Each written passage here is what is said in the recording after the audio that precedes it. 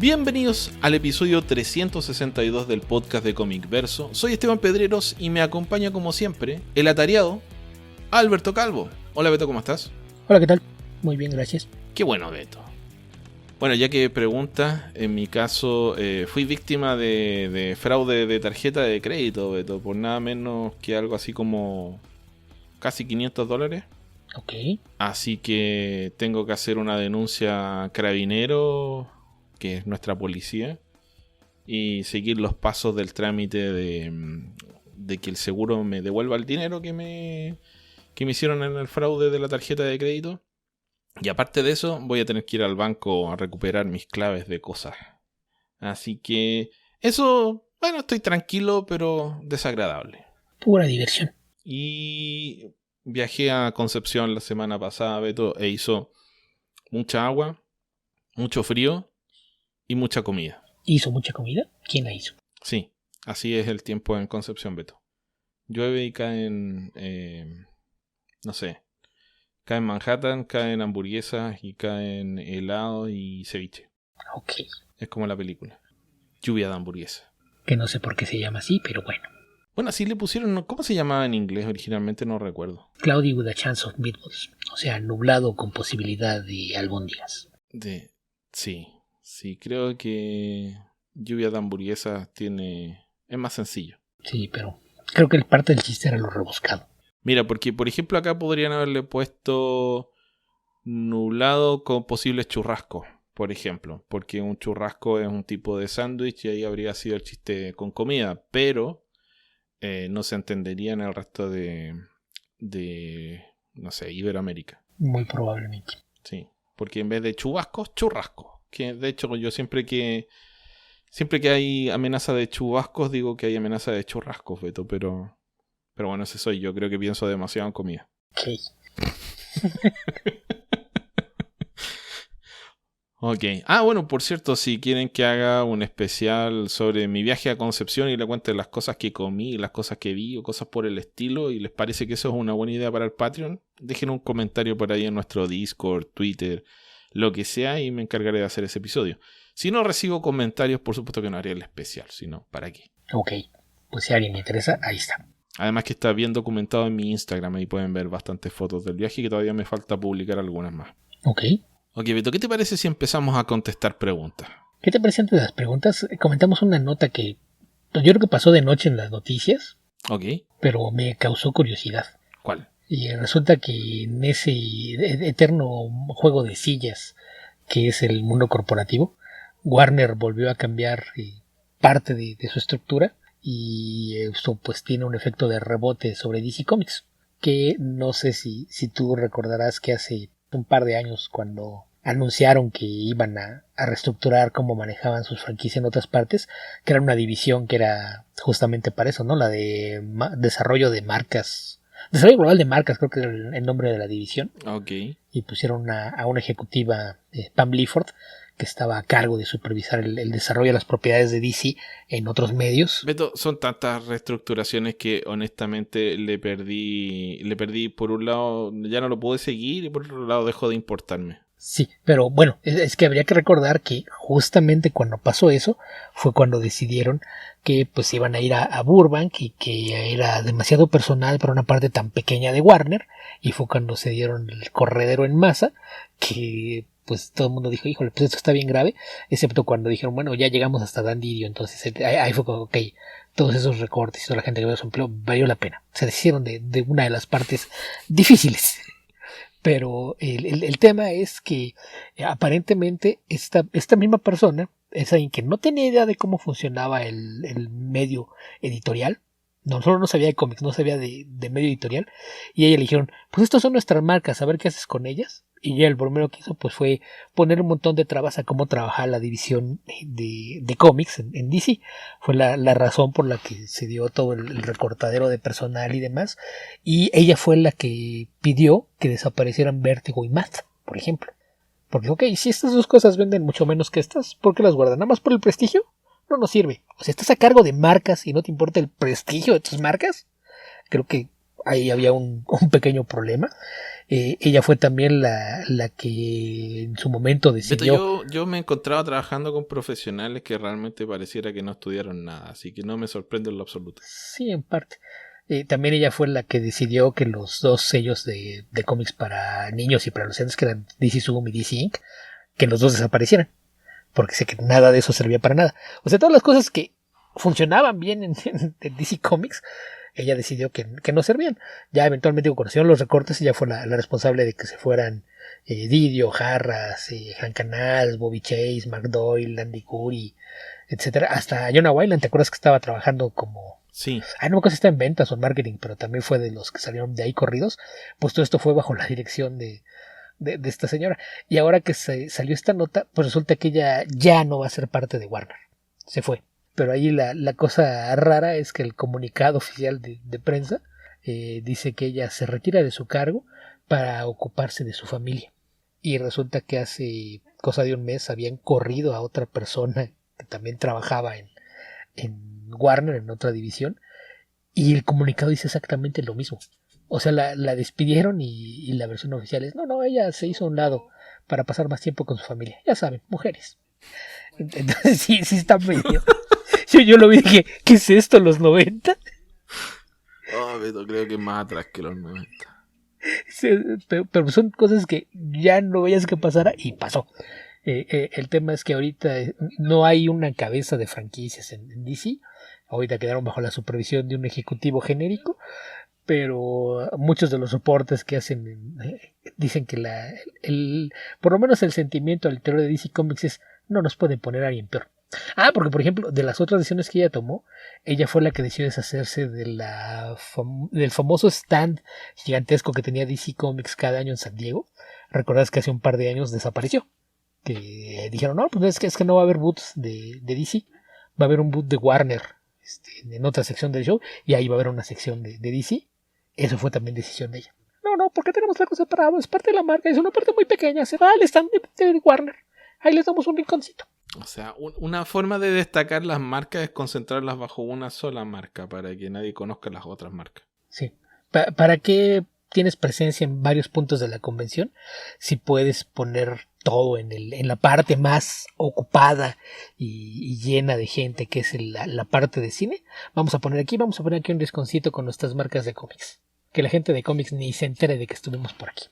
Entonces, pues ahí, eso fue la noticia, que pues Pam Clifford ya no está en Warner, entonces la DC Comics quedó libre de su yugo.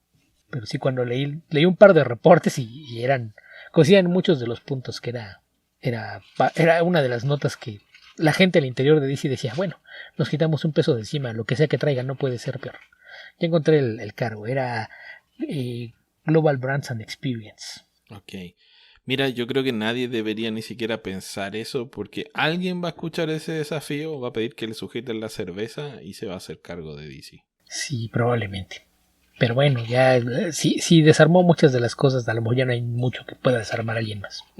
Además de que habría que tomar en cuenta que, tal y como lo predijimos en algún momento, que yo dije que todo lo que estaba haciendo Zaslav pintaba a que pues nada más había querido posicionar algunas de sus cosas de realities, que iba a tratar de maximizar sus ganancias personales y lo iba a poner en venta. Y hay rumores de que al parecer ya empezó a tantear terreno para ver quién le quiere quitar a Warner de las manos. Ok. Lo cual pues sería bueno para el resto de Warner, ya no solo para DC. Bueno, Beto, es que perplejidad es el único sentimiento que me despiertan esas decisiones editoriales, o más que editoriales, esas decisiones ejecutivas en Warner, corporativas en Warner y en DC.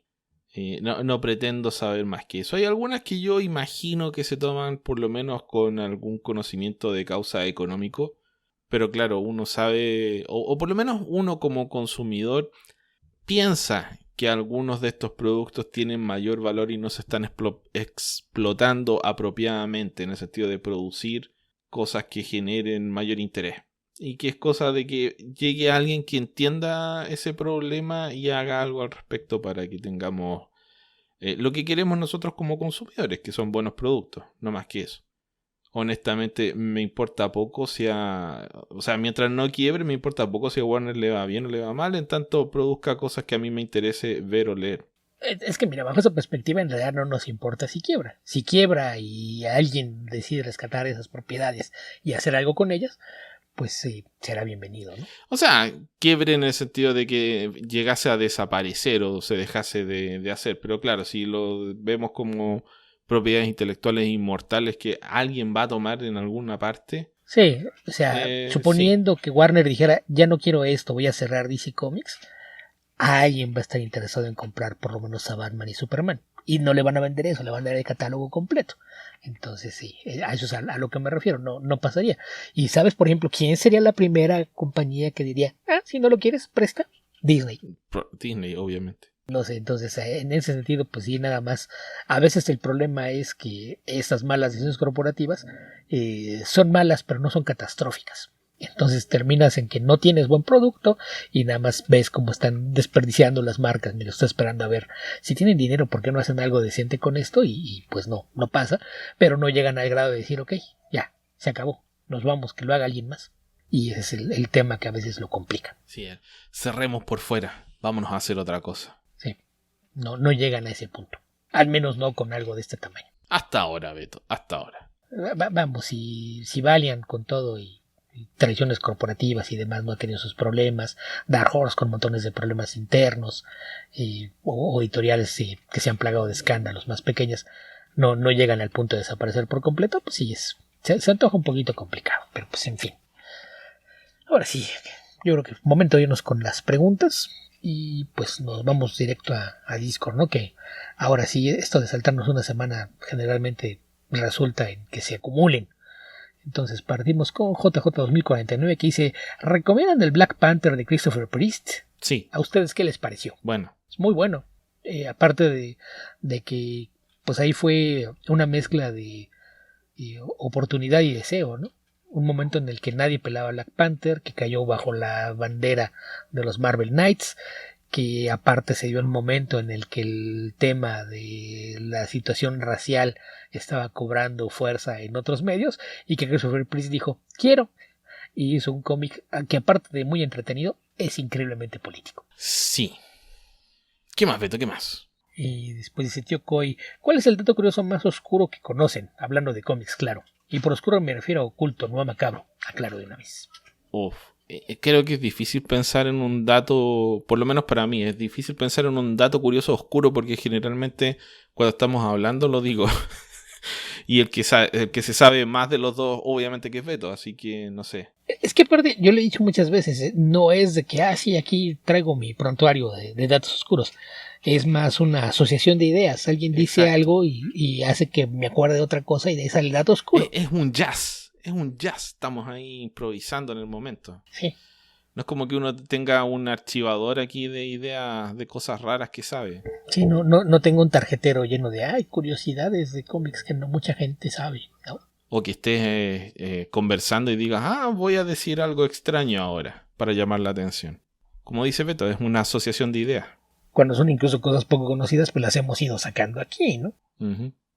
Que es como se da todo realmente. También, bueno, en lo que sea que hagas, tu conocimiento va, si eres bueno en lo que sea que estés haciendo, tu conocimiento va apareciendo en la medida que lo necesitas. No es como que tengas que estar pensando en todo a cada momento. Cuando necesitas algo, ¡pum!, aparece el archivador en la cabeza. Sí, te digo, a veces es más una asociación de ideas, ¿no? Uh-huh. Aparece algo que te recuerda ese dato. Y generalmente los más oscuros, pues a fuerza de repetición, este es un dato bien bueno que nadie sabía, pues termina por hacerse conocidos, ¿no? Como claro. el tema de que William Moulton Marston, el creador de Wonder Woman, es también el inventor del polígrafo. Dice, ahora entiendo el lazo de la verdad. Pero es un dato que en su momento fue oscuro y a fuerza de repetición dejó de serlo. El tema de qué tan ermitaño era Steve Ditko, por ejemplo. O cosas como por ejemplo que nadie sabía que realmente Bob Kane no había hecho prácticamente nada para que era Batman, pero pues a lo largo de tiempo pues poco a poco iba apareciendo por ahí. Ya son cosas que se han vuelto de, si no de conocimiento popular. Y ahí nos acordamos de la tira cómica de Ty Templeton donde muestra al Batman sin si lo hubiera hecho él solo Jerry Robinson. No Jerry Robinson, Bill Finger. Pero eso, perdón, Phil Finger. Sí, Jerry Robinson es parte del ejército de artistas que realmente terminaron de redondearlo, ¿no? Sí. Que partíamos con él, con Sheldon Moldoff y con Dick Sprang, probablemente sean los principales. Que nunca sabremos cómo consiguió hacerse conocido con ese nombre. ¿Quién? ¿Dick Sprang? Sí. ¿Por qué? Por lo que significa Beto. Lo que significa oro, como lo lees de otra forma. Es como todos los juegos de palabras que hacen con lo de Dick Grayson. Así es. Toda la gente que dice, amas a Dick. Qué bien, bien por ti. Ok, Beto, ¿qué más? ¿Qué más? ¿Qué más? También antes de dejarnos con las preguntas ahorita que dijeron de datos curiosos, quiero hacer un anuncio. Ok. No pienso volver a hablar de un solo proyecto, sea de cómics o no, en el que participe Gal Gadot. ¿De qué, perdón? En el que participe Gal Gadot. Ok. Yo aquí sí decidí hacer un boicot total, porque, digo, no es sorpresa que fuera sionista, no es sorpresa que tuviese una postura antipalestina, digo, fue parte de las fuerzas de defensa israelíes, y ya había hecho declaraciones sí bastante extremas, pero la última que hizo sí fue de esas que dices, retienen la credencial de humana, está tarada, por favor, porque en una entrevista dijo que no entiende qué carajo está pasando con la humanidad. ¿Cómo se atreven a pedir un cese al fuego si todavía no exterminan a todos esos animales? Ok. Así es de que, pues nada más, pequeño aviso, no me importa lo que haga, no me importa lo que quiera hacer, no pienso volver a ver un proyecto suyo, no pienso volver a comentarlos ni a discutirlos, entonces nada más, porque ahorita que estaba pasando pestañas por aquí me apareció un encabezado y me acordé, entonces, pues que quede ahí de una vez, no más. Mira, yo no me preocupé de enterarme de eso. He estado por un lado en Twitter viendo que, no sé, creo que John Cusack le dedica demasiado tiempo a Twitter. Debería dedicarle el tiempo a cosas más, ya que es John Cusack, hacerlo de una manera más relevante que estar perdiendo el tiempo en Twitter.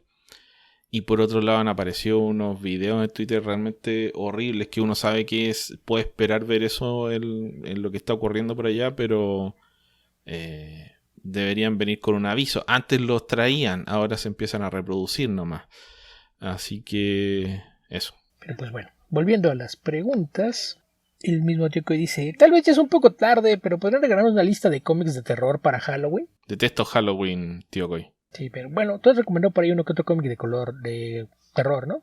Sí, se me ocurre, por ejemplo, tú hablaste de qué, de Green Valley Killer. ¿De qué? ¿Cuánto dijiste? ¿Cómo se llamaba? Esta del asesino de Green Valley. No me acuerdo el nombre de la serie. Era Green Valley y algo. No sé de qué me estás hablando. Un cómic de un asesino serial que tú recomendaste hace mucho tiempo. Y hace poco hablaste también de... De Green Valley... No, de Green River Killer. Ahí sí. No era Valley, era River.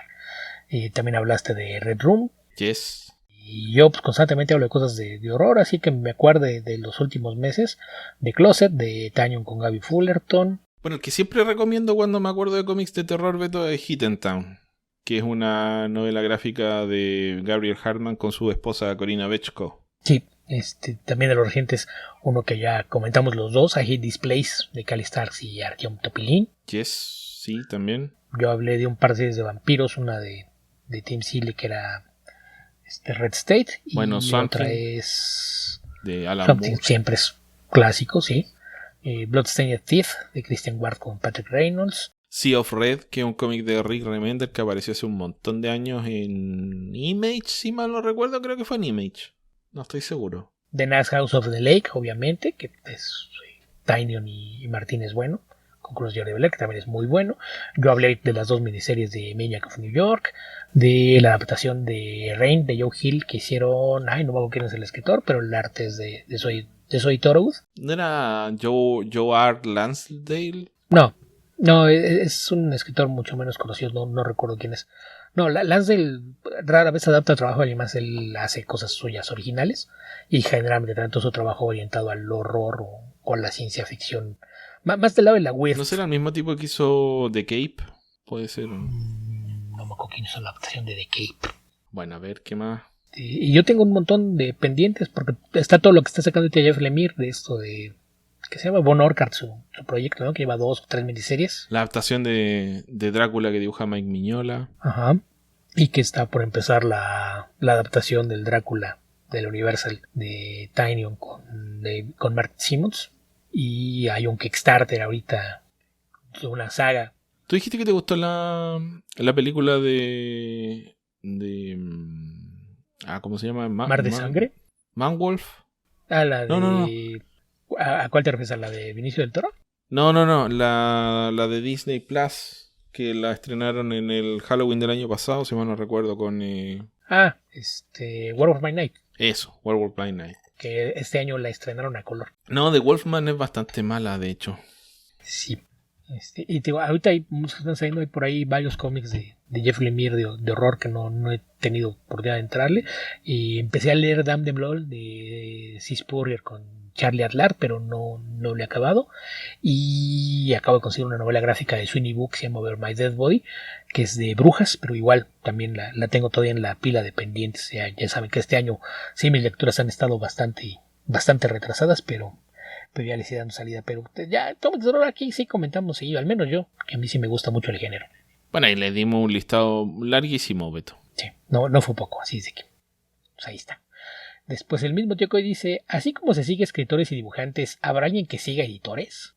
Y no creo, pero a lo mejor en algunos casos puede ser factor de que uno tome en cuenta. Si quieren considerar que son los mejores, a mí particularmente me parecen muy buenos Karen Berger, obvio, y Axel Alonso. Bueno, creo que hemos hablado de varios editores acá. Lo que pasa es que es difícil juzgar el trabajo de un editor. O sea, uno piensa que un editor debe ser bueno porque los cómics que edita son buenos, a uno le gustan. Pero realmente es difícil saber qué tanto influye el editor en eso. Es como, hasta cierto punto es como hablar de qué tan bueno es un entrenador de fútbol. En teoría, sí, un entrenador de fútbol que va a un equipo malo y empieza a jugar bien el equipo, uno va a decir, es el entrenador. Pero realmente son los jugadores. Entonces es difícil juzgarlo. Pero hemos mencionado a varios. Sí, y hay muchos casos en los que después trascienden historias, ¿no? De que el cómic era bueno aún a pesar de su editor. Claro. Pero, por ejemplo, en el caso de Karen Berger y toda la gente que ella entrenó en Vértigo, que incluía al propio Axel Alonso, pues ahí el hecho de que ellos eran los que buscaban talento para ver con qué surtían la línea de Vértigo, pues creo que eso es una noción de que al menos esa parte de su trabajo la tenían muy clara, ¿no? El buscar talento y guiarlo para hacer cosas buenas.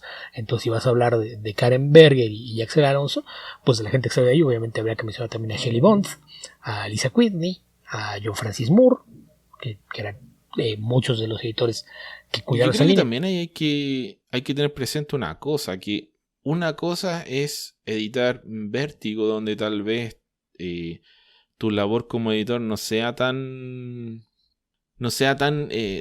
con las manos en la masa, digamos, no tengas que ocuparte tanto de estar preocupado de lo que van a hacer los escritores y dibujantes. Trae al talento, júntalo con un dibujante adecuado y hazte a un lado para dejarlos trabajar. Claro, y que hagan lo que quieran y los dejas trabajar y te preocupas de esto, del otro, de alguna pregunta, de ayudar en algún problema, versus estar a cargo de una línea, de la línea principal de la editorial X. O sea, no es lo mismo ser Karen Berger en Vértigo que ser Tom Brevoort a cargo de todas las series de los Avengers en Marvel. Son dos tipos de habilidades distintos. Uh-huh.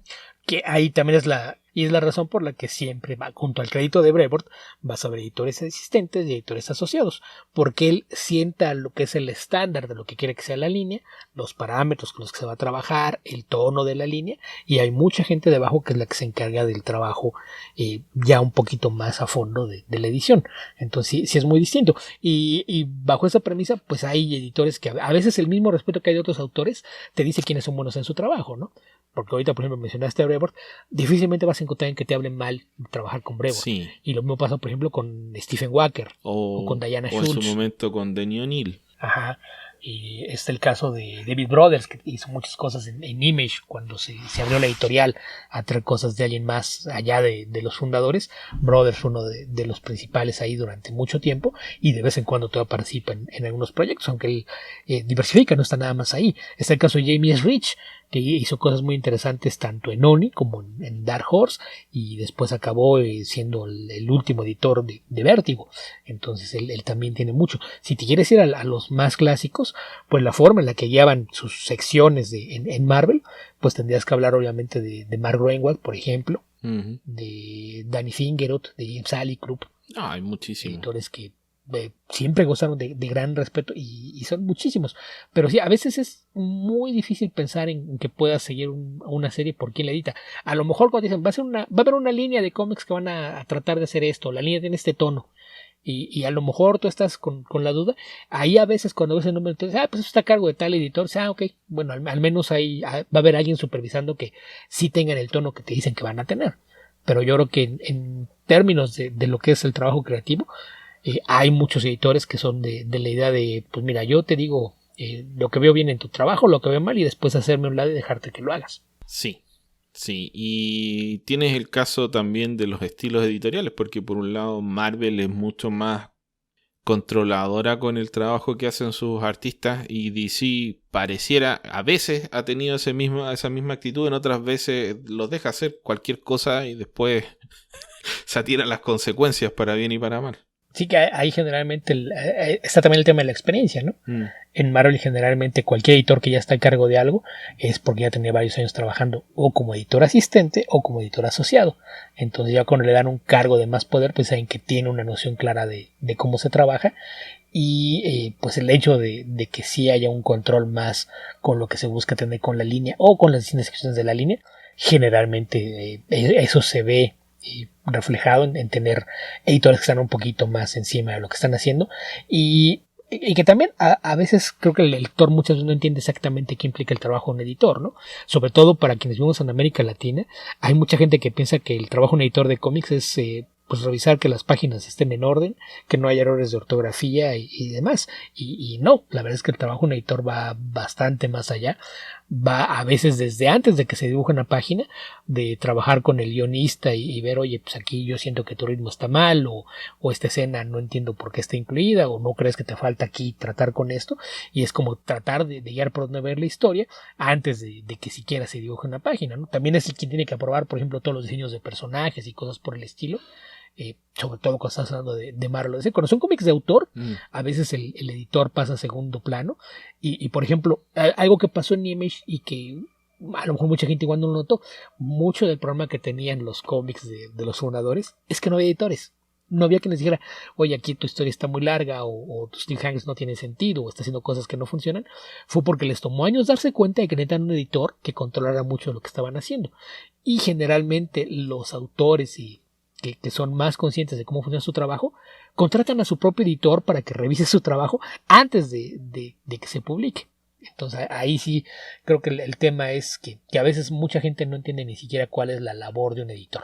Mira, yo creo que el mayor sentido en el que uno a veces puede confiar en un editor es en asociarlos con un cierto gusto artístico. Cuando tú tienes la idea de que X número de proyectos de tal editor han resultado en que has conocido, no sé, 20, 30 artistas que te gustan y varios proyectos que te llaman la atención. El tipo de historias. Vas a tener la tentación de probar nuevos proyectos de ese editor, porque vas a decir, ok, si trae a fulano y sutano a pesar de que nunca he sabido nada de esas personas, es probable que también me van a gustar. Sí, si a él le gusta trabajar con gente como esta y está trayendo a estas personas que no conozco, probablemente sea algo que también me interese a mí. Sí, es parecido a tener, por ejemplo, un programa de radio favorito donde tienes algún conductor que presenta bandas que no conoces. Pero como todas las otras bandas que presentó te gustaron, probablemente las nuevas bandas, no todas, pero varias de esas te van a gustar. Y no es ese el trabajo de un editor, pero es parte de lo que hace en algunos casos. Sí, es parte de. En fin, hay muchos aspectos. Creo que ahí hay que diferenciar muchas cosas, porque también se diferencia editorial grande, editorial chica, títulos del universo principal, títulos de los imprints, etcétera, etcétera, etcétera.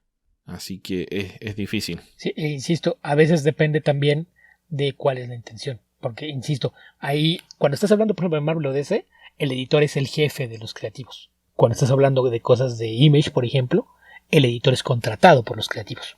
Y a veces sí cambia mucho la forma en la que se trabaja. Ahí sí hay muchísimos factores que cuentan. Absolutamente. Ok, Beto, ¿qué más? De ahí pasamos con JJ 2049, que dice, de todos los volúmenes que han habido de Iron Man, ¿cuál ha sido su favorito? Bueno, yo no he leído tanto de Iron Man y mi favorito es el de Matt Fraction. A mí me han gustado varios. El de Matt Fraction es uno. Está por ahí también el de Bisiek cuando fue el Hero Return, por ejemplo. También me parece bastante bueno. Y me gustó mucho lo que hizo Warren Ellis en su tiempo con la serie. Bueno, pero Warren Ellis, ¿cuántos fueron? ¿6 números, Beto, o 12? Y creo que son 12. Sí. Bueno, sí, también me gusta eso, pero... A él le siguió Fraction, de hecho, por recomendación de él. O sea, él dijo, ok, yo vine por un año, ya me voy. Y ahí les recomiendo que se lo den a mi amigo. Ok. Pero pues, eso. Ahí Tío Coy, me imagino que vio eso y le seguía, ¿siguen la pista de los volúmenes y los números o ya lo dejaron de lado? A veces es difícil cuando hay relanzamientos y un nuevo número uno cada 2 años, llevar el control de volúmenes y números es un problema. Es más una cuestión administrativa. Sí. Yo a veces por eso pienso más en la etapa por quién era el equipo creativo, quién es el escritor que se quedó ahí, con qué artistas trabajaba, que estar pensando en esto es del volumen 6 o del volumen 8. No me acuerdo.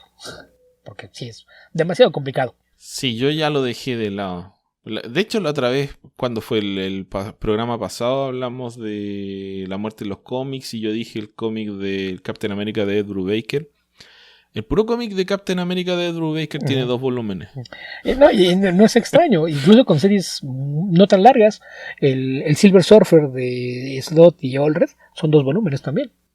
Así es, sí. Y son menos de 30 números, así es de que si hay este constante lanzar números 1 para tratar de incentivar ventas, pues ha resultado en que eso se convierte de repente en una pesadilla y yo por así a veces prefiero más estar poniendo atención a los creativos que a la numeración oficial. Sí, porque además con los constantes relanzamientos, renumeraciones, se vuelve muy confuso. La recuperación de los números de legado, ¿no? Sí. Que llegamos así, que estoy leyendo la nueva serie de Fantastic Four, después del 9, ¿cuál sigue? El 700. Excelente. Obviamente que tenía que seguir el 700. Sí, eso siempre lo complica, pero pues, en fin, es gajes del hobby. Uh-huh. De ahí pasamos con Arturo López, que dice, ¿qué es Alpha Flight? ¿Y qué etapas recomiendan? ¿Qué es Alpha Flight? Ya, esta pregunta es para Beto, como casi todas, pero dale, Beto. ¿Qué es Alpha Flight? Ok, Alpha Flight es un equipo de héroes que surgió como un proyecto gubernamental. Es el intento del gobierno de Canadá por tener su propio equipo de héroes, que es la razón por la que Vindicator o Guardian o como quieran decirle al líder del equipo tiene este uniforme que justamente refleja la bandera de Canadá. De Maple Leaf, la hoja de arce. Sí, que de hecho es media hoja, ¿no? Lo que se ve en el uniforme. Sí. Y bueno, la otra está por atrás, ¿no? No me acuerdo si se ve o no. Creo que no, ¿eh? Ok. Pero pues como sea, es un equipo que fue creado por John Byrne, que pues ya sabemos que él es canadiense y que cuando estaban trabajando con Chris Claremont en los X-Men, pues él un par de veces trajo la pregunta, y si tenemos trajimos los héroes internacionales en esta nueva versión de los X-Men y aquí está Wolverine que es canadiense, ¿por qué no hay más héroes canadienses? Y tanto estuvo molestando a la gente que finalmente dijo, no, que ya estos héroes canadienses. Y fue así como introdujo a los personajes de Alpha Flight dentro de los cómics de los X-Men, justamente por la noción de que son creación del Department Age y que consideraban que Wolverine dejó el servicio que todavía tenía con el gobierno canadiense para irse con los X-Men. Eso lo ocupan para que haya un conflicto entre ellos y los personajes resultaron lo bastante intrigantes como para que un tiempo después les dieran oportunidad de tener sus propias historias. Eventualmente John Byrne fue el encargado de lanzar el título con el que terminó de darle forma al equipo y que pues si quieres etapas, pues esa etapa de John Byrne probablemente sea lo que tienes que leer para entender exactamente qué es Alpha Flight, cómo funciona y de dónde viene, que él esa serie la hizo por más de 2 años, la verdad es que no recuerdo cuánto fue, empezó en principios de los años 80 y él se fue, después de unos 30 números, no exactamente cuánto, pero la serie terminó durando algo así como 120, 130 números, acabó ya en los años 90, además de que desde entonces pues, ha tenido varias miniseries y demás, y ha habido varios intentos de relanzarla, que recuerdo que una que era muy buena era la de 2007, ¿no? No es cierto, la de 1997, ¿no? Fue la que comentamos alguna vez, la que escribía Steven T. Seagal, con Scott Clark al principio como artista. Esa es muy buena, esa también es una recomendación que vale muchísimo la pena Y creo que la más reciente ya de tener como 10 años, ¿no? Que fue cuando estaban con lo de... ¿El Omega Flight de Matt Fraction? No, creo que un poquito después de eso. No, esa es anterior. Ajá, aquella haber sido como de 2008, 2009, ¿no? Sí. Yo la última que me acuerdo es cuando hicieron el evento este de Chaos War. En Chaos War apareció un one shot que fue el intento de relanzar y volver a ponerle orden. Bueno, cuando hicieron esta movimiento publicitario de poner a Northstar como personaje gay prominente que además iba a casar, ahí lanzaron otro Alpha Flight, si mal no recuerdo. Sí, no recuerdo si tuvo serie, pero en aquel entonces apareció otra formación del equipo. O una miniserie por lo menos, pero sí, aprovecharon ese momento para lanzar eso. Sí, pero para mí aspecto serían algo así como, ¿qué será? El equivalente a lo que son actualmente los Thunderbolts, pero para Canadá, ¿no? Es un equipo de superiores que responde al gobierno. Sí, solo que los Thunderbolts son entre criminales y criminales reformados, a diferencia de Alpha Flight, que no tienen esa característica. Sí. Pero eso es básicamente, y ya bueno, Beto ya te dijo qué etapas te recomendaba. Sí, yo creo que esas son las mejores. Y pues nada más algo importante, pues aclarar que no nada más es de que, pues sí, nacieron en Canadá y ya, sino que Barnes sí puso mucho énfasis en que tuvieran características que marcaran que eran canadienses, ¿no? Que algunos de ellos tienen ascendencia francesa, que por ahí hay otros que, pues los que provienen de tribus nativas, pues son bastante distintos a lo que son los nativos americanos. En Canadá eran tribus distintas, entonces sí toman un rumbo distinto lo que hacen. Pero pues en general eso. Bueno, y obviamente también las leyendas, ¿no? Que es lo que te explica de dónde salió Sasquatch. Sí, es súper canadiense, o es lo que saben los estadounidenses de Canadá, básicamente. Sí. Que bueno, al menos en principio, pues el hecho de que Barnes fuera canadiense ayudó bastante a que sí hubiera un trabajo que en ese sentido no se inventaba cosas ni se iba sobre los clichés. Ok. 130 números tiene la serie original y de esos dibujó 28 John Byrne. Ok, sí, tiene que eran como 30. Sí. Ok, Beto. ¿Qué más? ¿Qué más? ¿Qué más? De ahí seguimos con Tío Coy que dice, ¿han leído Loveless de Azarelo? ¿Es buena? Esteban le tiene... Sí, leí los primeros 4 números, pero buena, no era ni buena ni mala, la encontré ok. Pues el tema aquí es que es un western, ¿no? Entonces sí. Uh-huh. Y creo que esto va más con las sensibilidades de escritor de Azarelo que sus cómics de superhéroes. A mí sí me gustó en general, por lo menos lo que leí, porque debo haber leído unos 12, 15 números, pero pues, según yo la serie debe haber durado más, ¿no? 20 y tantos, algo así. Y el arte, pues era... Vamos, si te gustan los cómics tipo Vértigo, pues probablemente sea de tu grado, porque me acuerdo que empezó con Marcelo Frusán y después era Daniel Cecil, ¿no? Y no recuerdo después quién llegó, pero por ahí ha tenido varios dibujantes. Pero pues era un western bastante aceptable, la verdad. Werder de Ledera, que creo que es algo así como... Se me ocurre que tiene que ser suizo, Beto, porque para que tenga nombre alemán y apellido algo así como italiano, no sé. 24 números de Loveless. Estás diciendo eso como si no supieras quién es Werder de Ledera. No sé quién es Werder de Ledera, Beto. Es el dibujante de Something is Killing the Children, man. ¿Cómo es posible que se te vaya ese dato? Pero si no lo he leído todavía. Pero no lo sabía. Probablemente lo sabía, Beto, pero no lo recordaba en estos momentos. Es que me llamó la atención que estuvieras tratando de discernir su origen étnico cuando fue algo que comentamos cuando hablé de Something is Killing the Children. Italiano. Es italiano.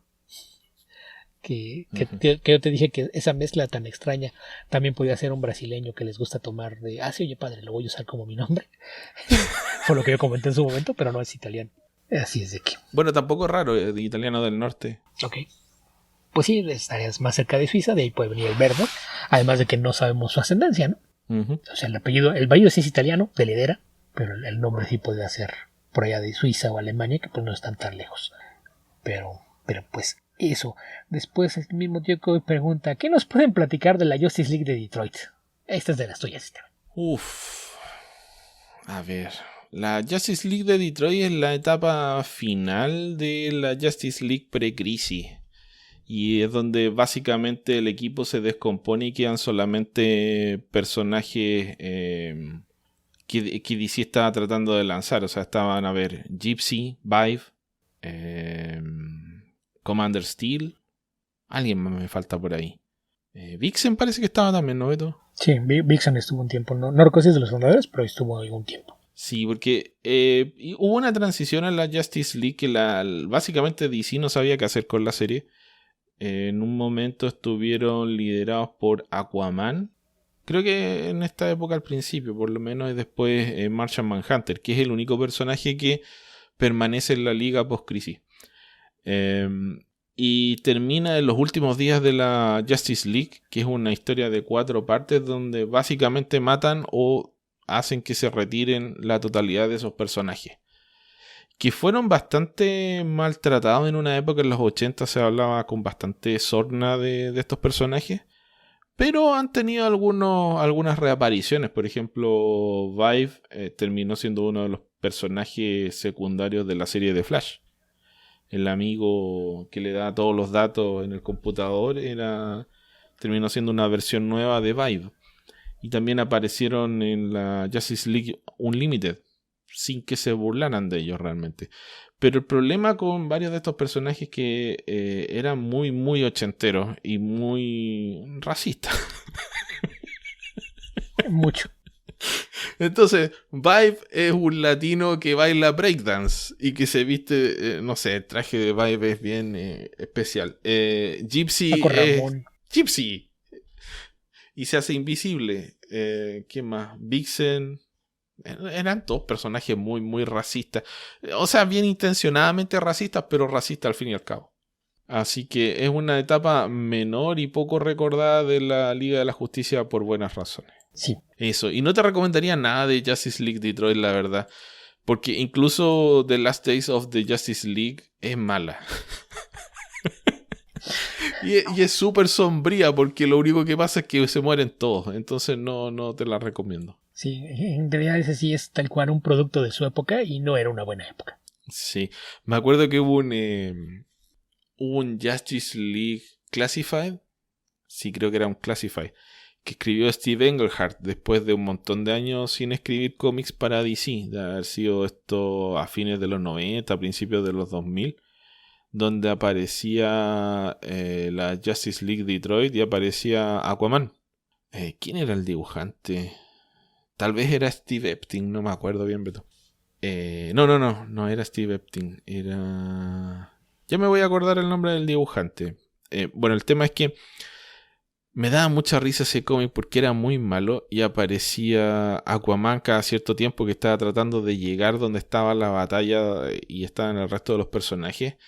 Entonces había un incendio y Aquaman, como era pre-crisis, cerca del incendio perdía sus poderes, entonces tenía que correr y acercarse a un río y mojarse para recuperar la fuerza y poder seguir avanzando hacia el lugar donde estaban el resto peleando. Era muy, muy chistoso porque fue como que Steve Englehart no trató de actualizar los conceptos, sino que dijo, sí, yo escribía esto hace 20 años. Oye, Steve, pero esto ya no funciona. No, cállate, yo sé lo que hago. ¿Qué tan difícil puede ser? Así que eso fue. Pero no, eso es la Justice League Detroit básicamente. Y a ver, ¿qué más? Estaban en... la base era la cueva, ¿no, Beto? No me acuerdo ahora. Creo que sí. Sí era la cueva. Sí. Al menos una época. Así que eso. ¿Qué más? Sigue Arturo López, que sé que nos pueden contar sobre Strontium Dog. ¿Lo ha leído? Era Tom Derenick el dibujante, Beto. Con portadas parece que de Mike Zeck. Ok. No he leído Strontium. El perro de Stroncio. No lo he leído. Strontium. Ok. Este es un personaje de ciencia ficción que fue creado por John Wagner y Carlos Ezquerra, los creadores de Just Death. Y es un serial de ciencia ficción que originalmente partió en otra revista que se llamaba Star-Lord, que duró muy poco tiempo, creo que duró como un año la revista, a finales de los 70. Cuando desaparece Star-Lord, Ezquerra y Wagner se llevaron el personaje a 2000 AD, que según yo fue hasta donde se siguió publicando hasta hace pocos años. Y pues en donde también, como ya es usual, pues colaboró mucho tiempo Alan Grant con Wagner. De hecho, originalmente empezó a trabajar con él a principios de los 80 y nada más ponían los créditos a Grant, aunque durante mucho tiempo dijeron que escribían los dos juntos, por lo menos hasta finales de esa década, cuando sí ya de plano Wagner dejó de hacerlo y se quedó Grant solo haciendo las historias, al menos por unos pocos años. El personaje, pues es un cazarrecompensas en un futuro postapocalíptico. Se supone que a mediados del siglo XXII hubo una explosión nuclear que provocó una abundancia de strontium en la atmósfera. Esto provocó el nacimiento de muchos mutantes. Entonces el protagonista es alguien que se llama Johnny. No recuerdo cuál es su apellido, pero él adopta el nombre de Johnny Alpha y se convierte en cazarrecompensas, justamente porque sabe que no puede llevar una vida regular, porque el hecho de que tenga ciertas características mutantes hace que sufra discriminación. Por ejemplo, tiene los ojos blancos, tiene algunas habilidades telepáticas mínimas y puede ver a través de muchos materiales. Eso es mayormente lo que mete en un mutante.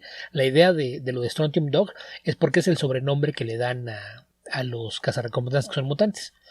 Los de Dog, obviamente, pues es alguien que se dedica a perseguir criminales, pues es como un sabueso, y en este caso, pues sabuesos de Strontium, porque son mutantes, debido a la abundancia de Strontium que hubo durante un periodo en la atmósfera. Esa es la razón por la que toma ese nombre, pero el personaje se conoce. Estroncio, por cierto, en español. Que era. Ay, no, ¿cuál era el isótopo que se supone que hay? Creo que es Strontium 90. Lo que provoca las mutaciones, y en general pues se siente como un western futurista, incluso como spaghetti western, porque sabemos que los británicos son muy dados a meterle un poquito de temas políticos al asunto, pero siempre como tratando de burlarse un poco, tener un tono medio de sátira, y algo que acostumbran a hacer con las aventuras de este personaje es que podía viajar en el tiempo. Entonces me acuerdo que hay una historia famosa en la que viaja a 1945 e intenta capturar a Hitler, y también el hecho de que pueda viajar en el tiempo es lo que provocó que haya tenido varios crossovers con Judge Dredd, aunque vivan en distintas épocas, que pues la idea de que sea el mismo mundo pues es algo que nunca trabajaron mucho en eso, pero pues te dan a entender que sí son nada más distintos futuros distópicos, por lo menos para este mundo, que en general el otro tema es que mientras Dredd vive en América, Strontium Dog está en lo que alguna vez fue la Gran Bretaña, pero pues eso, no sé qué más podría decir acerca del personaje. Es un cazarrecompensas en un futuro postapocalíptico con ciertas habilidades mutantes y que puede viajar en el tiempo, y sus aventuras tienen ese cortecito como de western, bastante entretenido la mayor parte de las veces, y que por cierto hace varios años que no aparece nada, porque John Wagner dijo que no estaba seguro de que siga haciendo historias si ya no estaba Carlos Ezquerra, porque si no mal recuerdo, todos los seriales oficiales los dibujó Ezquerra. No hay historias de Strontium, salvo por ahí alguno que otro crossover, que todas las historias dentro del serial de Strontium Dog, todas las dibujó Carlos Ezquerra. Entonces pues ese es el tema, que probablemente el personaje esté retirado. Es algo que yo no he visto que diga nada, pero tiene ya algunos años desde que fue Ezquerra que no hay más historias de Strontium Dog y probablemente no las vuelva a ver. Mira, encontré en Wikipedia que el isótopo radioactivo estroncio 89 se utiliza en la terapia del cáncer, el estroncio 85 se ha utilizado en radiología y el estroncio 90 en generadores de energía autónomos. Por el comportamiento del estroncio en el ambiente, se utiliza en pirotecnia, Beto. Y como dato anecdótico oscuro, les puedo decir que cuando tuve que memorizar la tabla periódica de los elementos, le decía señor estroncio, porque estroncio es SR. Y esa era mi mnemotecnia para estroncio, y escandio era S es escandio. SC escandio. Ok. Ahí está un dato oscuro, tío Coy. No es exactamente de cómics, pero ahí está. Ahí está. Que por cierto, hace rato que hablábamos de editores, mencioné a Lisa Quinney. Ahí les voy otro dato oscuro. Lisa Quinney es hija de un famoso escritor de ciencia ficción, de Robert Sheckley. Y nada más que ella adoptó el apellido de su madre. Por eso es Lisa Quinney. Que si no le suena el nombre de Sheckley, es un escritor mayormente de cuentos, de historias cortas, pero una de sus historias más famosas fue la base para Free Jack, aquella película de ciencia ficción en la que aparece Emilio Estevez. Ajá, Emilio Estevez, Mick Jagger. Que es una muy vaga adaptación de la historia. La verdad es que la historia es bastante buena, la película no tanto, pero Robert Sheckley era el papá de Lisa Quinney. famosa editora de Vértigo, y que actualmente ya no hace trabajo de edición, ahora es escritora, y si no me equivoco, la mayoría de sus novelas caen dentro del género de comedia romántica. Siempre me ha causado curiosidad leerlo, algún día buscaré algo. Ok, ¿qué más, Beto? ¿Qué más? Y pasamos con Nacho Ortiz, que esta no es una pregunta, más es un comentario. Dice: estoy escuchando el episodio 353 y espero dar luz a la pregunta de dónde se filmó Predator. En Puerto Vallarta, México, un parque natural llamado El Edén, que tiene una red de tirolesas con la que pueden hacer un recorrido sobre el bosque. Sí, yo me acordaba que bueno, al menos una parte de la película se ha filmado en México, pero no sabía en dónde, pero pues ahí está, el Parque Nacional El Edén, en Puerto Vallarta, México. Ok. Después de eso, dice Tío Coy: ¿Aquaman puede usar su habilidad telepática en humanos? Solo si tienen branquias. Sí, por lo menos en la JLA de Morrison lo usaba, era como algo así como el respaldo cuando no estaba Martian Manhunter, porque utilizaban a Martian Manhunter como el comunicador de la Liga de la Justicia, les permitía conversar telepáticamente, y en ocasiones también recuerdo que pasó lo intentaron con Aquaman, que tenía sus poderes eran bastante menores comparativamente, pero servían hasta cierto punto. Sí, y que eso es parte de una de las cosas que quejaba Morrison, ¿no? Que decía que no tenía sentido que pudiera comunicarse con la vida acuática, porque decía que, y nada más porque vive en el agua ya, porque en ese sentido pues habla también con mamíferos, ¿no? Si se puede comunicar con ballenas y delfines, no son peces, si son mamíferos, que los hace distintos de un humano. Entonces lo que postulaba Morrison es que si no lo usaba más con seres humanos es porque no estaba acostumbrado. Y si vamos a nuestro principal adversario, Beto, Jeff Jones se encargó de decir que Aquaman no hablaba con los peces, Beto, sino que les daba órdenes, que es muy distinto. Sí, en donde la pregunta sería: ¿y por qué carajos lo obedecen? Porque es el rey de los 7 mares, Beto. ¿Según quién? ¿Según quién? Según, no sé, según... Uy, ¿cómo se llama? Se me olvidó. ¿Quién? ¿El escritor? Se me olvidó el creador de Aquaman, Beto. Es Martin Odell. Ok. ¿Qué más? ¿Qué más? Y Martín Iván, ¿qué les pareció Sinestro Cop Wars? ¿Fue un buen evento para ustedes? Creo que hay muchas críticas buenas sobre, pero a mí no me está gustando tanto que digamos. Yo no sé, Esteban, yo no llegué a eso. Mira, te diría que en su momento llamó mucho la atención porque fue uno de estos casos de echar toda la carne a la parrilla. O sea, los Sinestros Cop Wars termina apareciendo hasta el Antimonitor. Entonces, claro, fue... El Antimonitor no dejó de aparecer en DC desde el final de Crisis hasta Crisis Infinita. Y no recuerdo en estos momentos si Sinestro Corps War es posterior o no, creo que sí. Así que fue una reutilización de este personaje, aunque si mal no recuerdo era el puro cadáver del Antimonitor, no sé, no estoy seguro.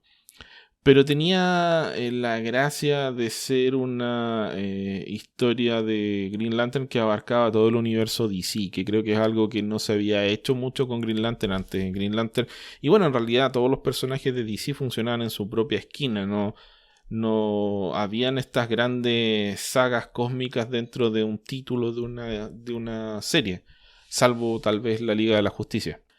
Yo encuentro, o por lo menos cuando lo leí habrán sido unos 15 años por lo menos, me gustó. Pero no sé, no confío en mí mismo de hace 15 años. No sé qué tan buena sea realmente o si resiste una nueva lectura. Pero tenía buen arte. Ahí se hizo famoso Iván Reis. Y más que eso no te puedo decir. Pero si no te está gustando, lo más probable es que no te guste nada de lo que sigue. Sí, ahí es algo que hemos dicho siempre, ¿no? Más allá de que haya críticas positivas de algo, eso no implica que las cosas tengan que gustar. No. Si llevas algún rato leyéndolo, seguir nada más porque tú sabes que es bueno, pues a veces es nada más perder el tiempo. Si no conecta contigo, puede haber muchas causas para eso, y eso no significa que tú estés mal. Simplemente todas las historias son subjetivas y no le va a gustar todo lo mismo a la gente. Entonces, si no lo estás disfrutando, pues yo me bajaría del barco y a otra cosa. Además que si no me falla la memoria, una vez que termina Sinestro Corps War, viene una historia de 12 partes del origen secreto de de Green Lantern, que es tan anticlimático, o 6 números. 6 o 12 números, no me acuerdo. que es tan anticlimático como cuando en Batman de Scott Snyder vino Año Cero después del tema de la Corte de los Búhos. Ok. Que Año Cero fueron 12 números, fue una cosa muy extraña. Sí, pero en fin. Pasando a lo que sigue, Eliezer dice, ¿las películas de Blade, al menos la 1 y la 2, se basan en algún arco del cómic o son adaptaciones muy libres? Lo ignoro, pero me parece que no. Adaptan el concepto, más que otra cosa, y lo actualizan porque también el concepto original de Blade sí estaba bien retro y fue a raíz de las películas que también le dieron una actualizadita para los cómics. Pero en general, pues toman elementos de distintas historias a lo largo de los, no sé, quizás 20 años, 20 y piquito que tenía Blade de existencia para que las películas. Entonces son más como adaptaciones generales del concepto más que basarse en algún arco en particular. Después el mismo Eliezer dice, ¿qué piensan del Shield de Jonathan Hickman? Shield. Mira, me encantó la primera miniserie, la segunda no tanto. Creo que es un buen cómic en general, pero por otro lado más bien diría que quedó un poco de lado, que era bastante ambicioso el concepto cuando lo planteó originalmente Hickman, que era esta especie de historia secreta del universo Marvel. El dibujo es maravilloso, le falta un poco por el lado de la expresión de los rostros de los personajes, pero el tema del diseño, de escenario, de personajes, el impacto de varias de las imágenes es notable. Uy, ¿cómo se llama el dibujante? Beto, siempre se me olvida. Dustin Weaver. Sí, Dustin Weaver. Y cuando empezó la segunda miniserie, Hickman estaba en la cresta de la ola, entonces creo que se demoraron algo así como 2 años en publicar los últimos 2 números de Shield. Creo que lo sacaron en un especial de 48 páginas y después hicieron el recopilatorio de la segunda miniserie. Actualmente se consigue un tomo con toda la historia, pero se demoró, no sé, unos 4 o 5 años en terminar esa historia. Así que ese es el problema. Diría que no cierra del todo bien. Tiene partida de caballo inglés la historia, pero el cierre no es tan impactante y tan interesante como el resto. No sé, tal vez por el desarrollo del resto de las historias o la necesidad de... El tema con las historias secretas es que tiene que cerrar el universo, o sea, no pueden afectar el desarrollo del universo como lo conoce, por algo son secretas. Entonces, no sé, creo que algo de eso puede haber afectado el desarrollo de la historia. Tal vez Hickman perdió interés, honestamente pienso que es más lo segundo, pero a mí me gusta. Sí, a mí también me parece bastante buena. Aparte de esta idea de jugar con que las semillas para lo que fue Shield vienen desde el Renacimiento y demás, y ahondar un poquito en la historia, su misión secreta, a mí es algo que me gusta mucho. Yo también la disfruto bastante. Sí, sobre todo elaborar el concepto de Shield, de por qué demonios Shield se llama Shield, y darle una especie de meta significado. Tener una trascendencia cósmica, una responsabilidad, un rol dentro del universo Marvel, que incluso trasciende la conciencia que tiene de sí misma la organización. Y eso es una elaboración bien loca de la idea, o sea, a partir de un concepto tan sencillo como que algo es un escudo y otra cosa necesariamente, por analogía, tiene que haber una espada, tal vez una lanza. Como herramientas de guerra antiguas. Entonces, si trasladas esos elementos, esos artefactos a conceptos, ¿qué significan esos conceptos? ¿Qué rol cumplen dentro del universo Marvel? Estas ideas grandilocuentes que tiene Hickman, por el hecho de terminar la primera historia. A ver, si mal no recuerdo, aparecía un emperador de China, creo que era de China, y estaba atacando Galactus, que hasta donde uno sabe, Galactus apareció en Fantastic Four, no apareció antes que eso, pero aparece en esta historia de la antigua China y aparece un emperador muy determinado que dice: así no es como la historia termina. Y te enteras de todas estas otras instancias. ¿Era Galactus o era un celestial? No me acuerdo bien ahora. Todas estas instancias donde en el universo Marvel el mundo estuvo a punto de terminar, pero hubo algún héroe, que no es uno de los que conocen, no es Iron Man, no es Captain America, etcétera, pero algún héroe de la historia del universo Marvel que tomó esa determinación. Así no es como la historia termina. E hizo que el mundo siguiera girando. Y después a tomar estas figuras históricas y darles un rol dentro del universo Marvel. O sea, dentro de S.H.I.E.L.D. aparecen en roles protagónicos Nikola Tesla y Leonardo da Vinci, entre otros. Sí. Así que sí, es una cosa bien loca, pero entretenida e interesante y muy, muy, muy bien dibujada. Sí, bastante recomendable. El mismo Eliezer pregunta, ¿han leído Glory de 2012, escrita por Joe Kiddich? Sí. Esteban solía dedicarle mucho tiempo antes del podcast. Bueno, no antes del podcast, pero para el podcast. No recuerdo si en el podcast llegamos a hablar de ella, pero Esteban solía reseñar números y elogiar todo lo que está haciendo Kittich con la serie. Y sí, es una serie bastante buena. Sí, o sea, hubo varias series ahí de ese relanzamiento de Image que fueron muy buenas. Prophet y Glory son mis favoritas. Glory es Joe Kittich con un extraordinario dibujante que es Ross Campbell. Ajá. Y Prophet partió con Brandon Graham y Simon Roy. Ajá. Y después hubo otros artistas. Tuvo Yanis Miloyanis y el mismo Brandon Graham que hizo unos números. O un número por lo menos. Y Simon Roy de repente coescribía cosas, no nada más dibujaba. Dice que sí. Sí, esos dos. Era demostrar que hasta los personajes de Liefeld podían tener vida incluso después de Alan Moore. Sí, una vez que les piensas una historia, puedes hacer cosas con ellos. Sí, absolutamente recomendado. Muy buen dibujo, muy buena historia. Es una versión muy brutal de Wonder Woman, si hay que hacer la analogía. Sí, algo así. Wonder Woman sin el control editorial de DC. Más o menos. Y es como Wonder Woman con Thor, con una versión extraterrestre de Thor más que un dios. Con escenas de un gore muy, muy limpio. No es un gore grotesco, pero hay escenas muy violentas en ese cómic. Sí. Y después Otiokoi nos comparte aquí una imagen en la que se ve a Galactus quitándose el casco. Y nada más pongo cuando ¿sabían esto? ¿Conocían esta imagen? ¡Está horrible! Yo no la veo horrible, Beto. No sé por qué dice que está horrible. Nada. Eso es de una miniserie de Hércules. Que si no me acuerdo, la dibujó Bob Layton y estoy casi de que él mismo la escribió. Era una miniserie de 4 números que eran aventuras de Hércules que estaban desconectadas. Y si no me equivoco, ese es el último número. Y la razón por la que se quita el casco es porque está Hércules de visita en otro planeta y el planeta de repente es...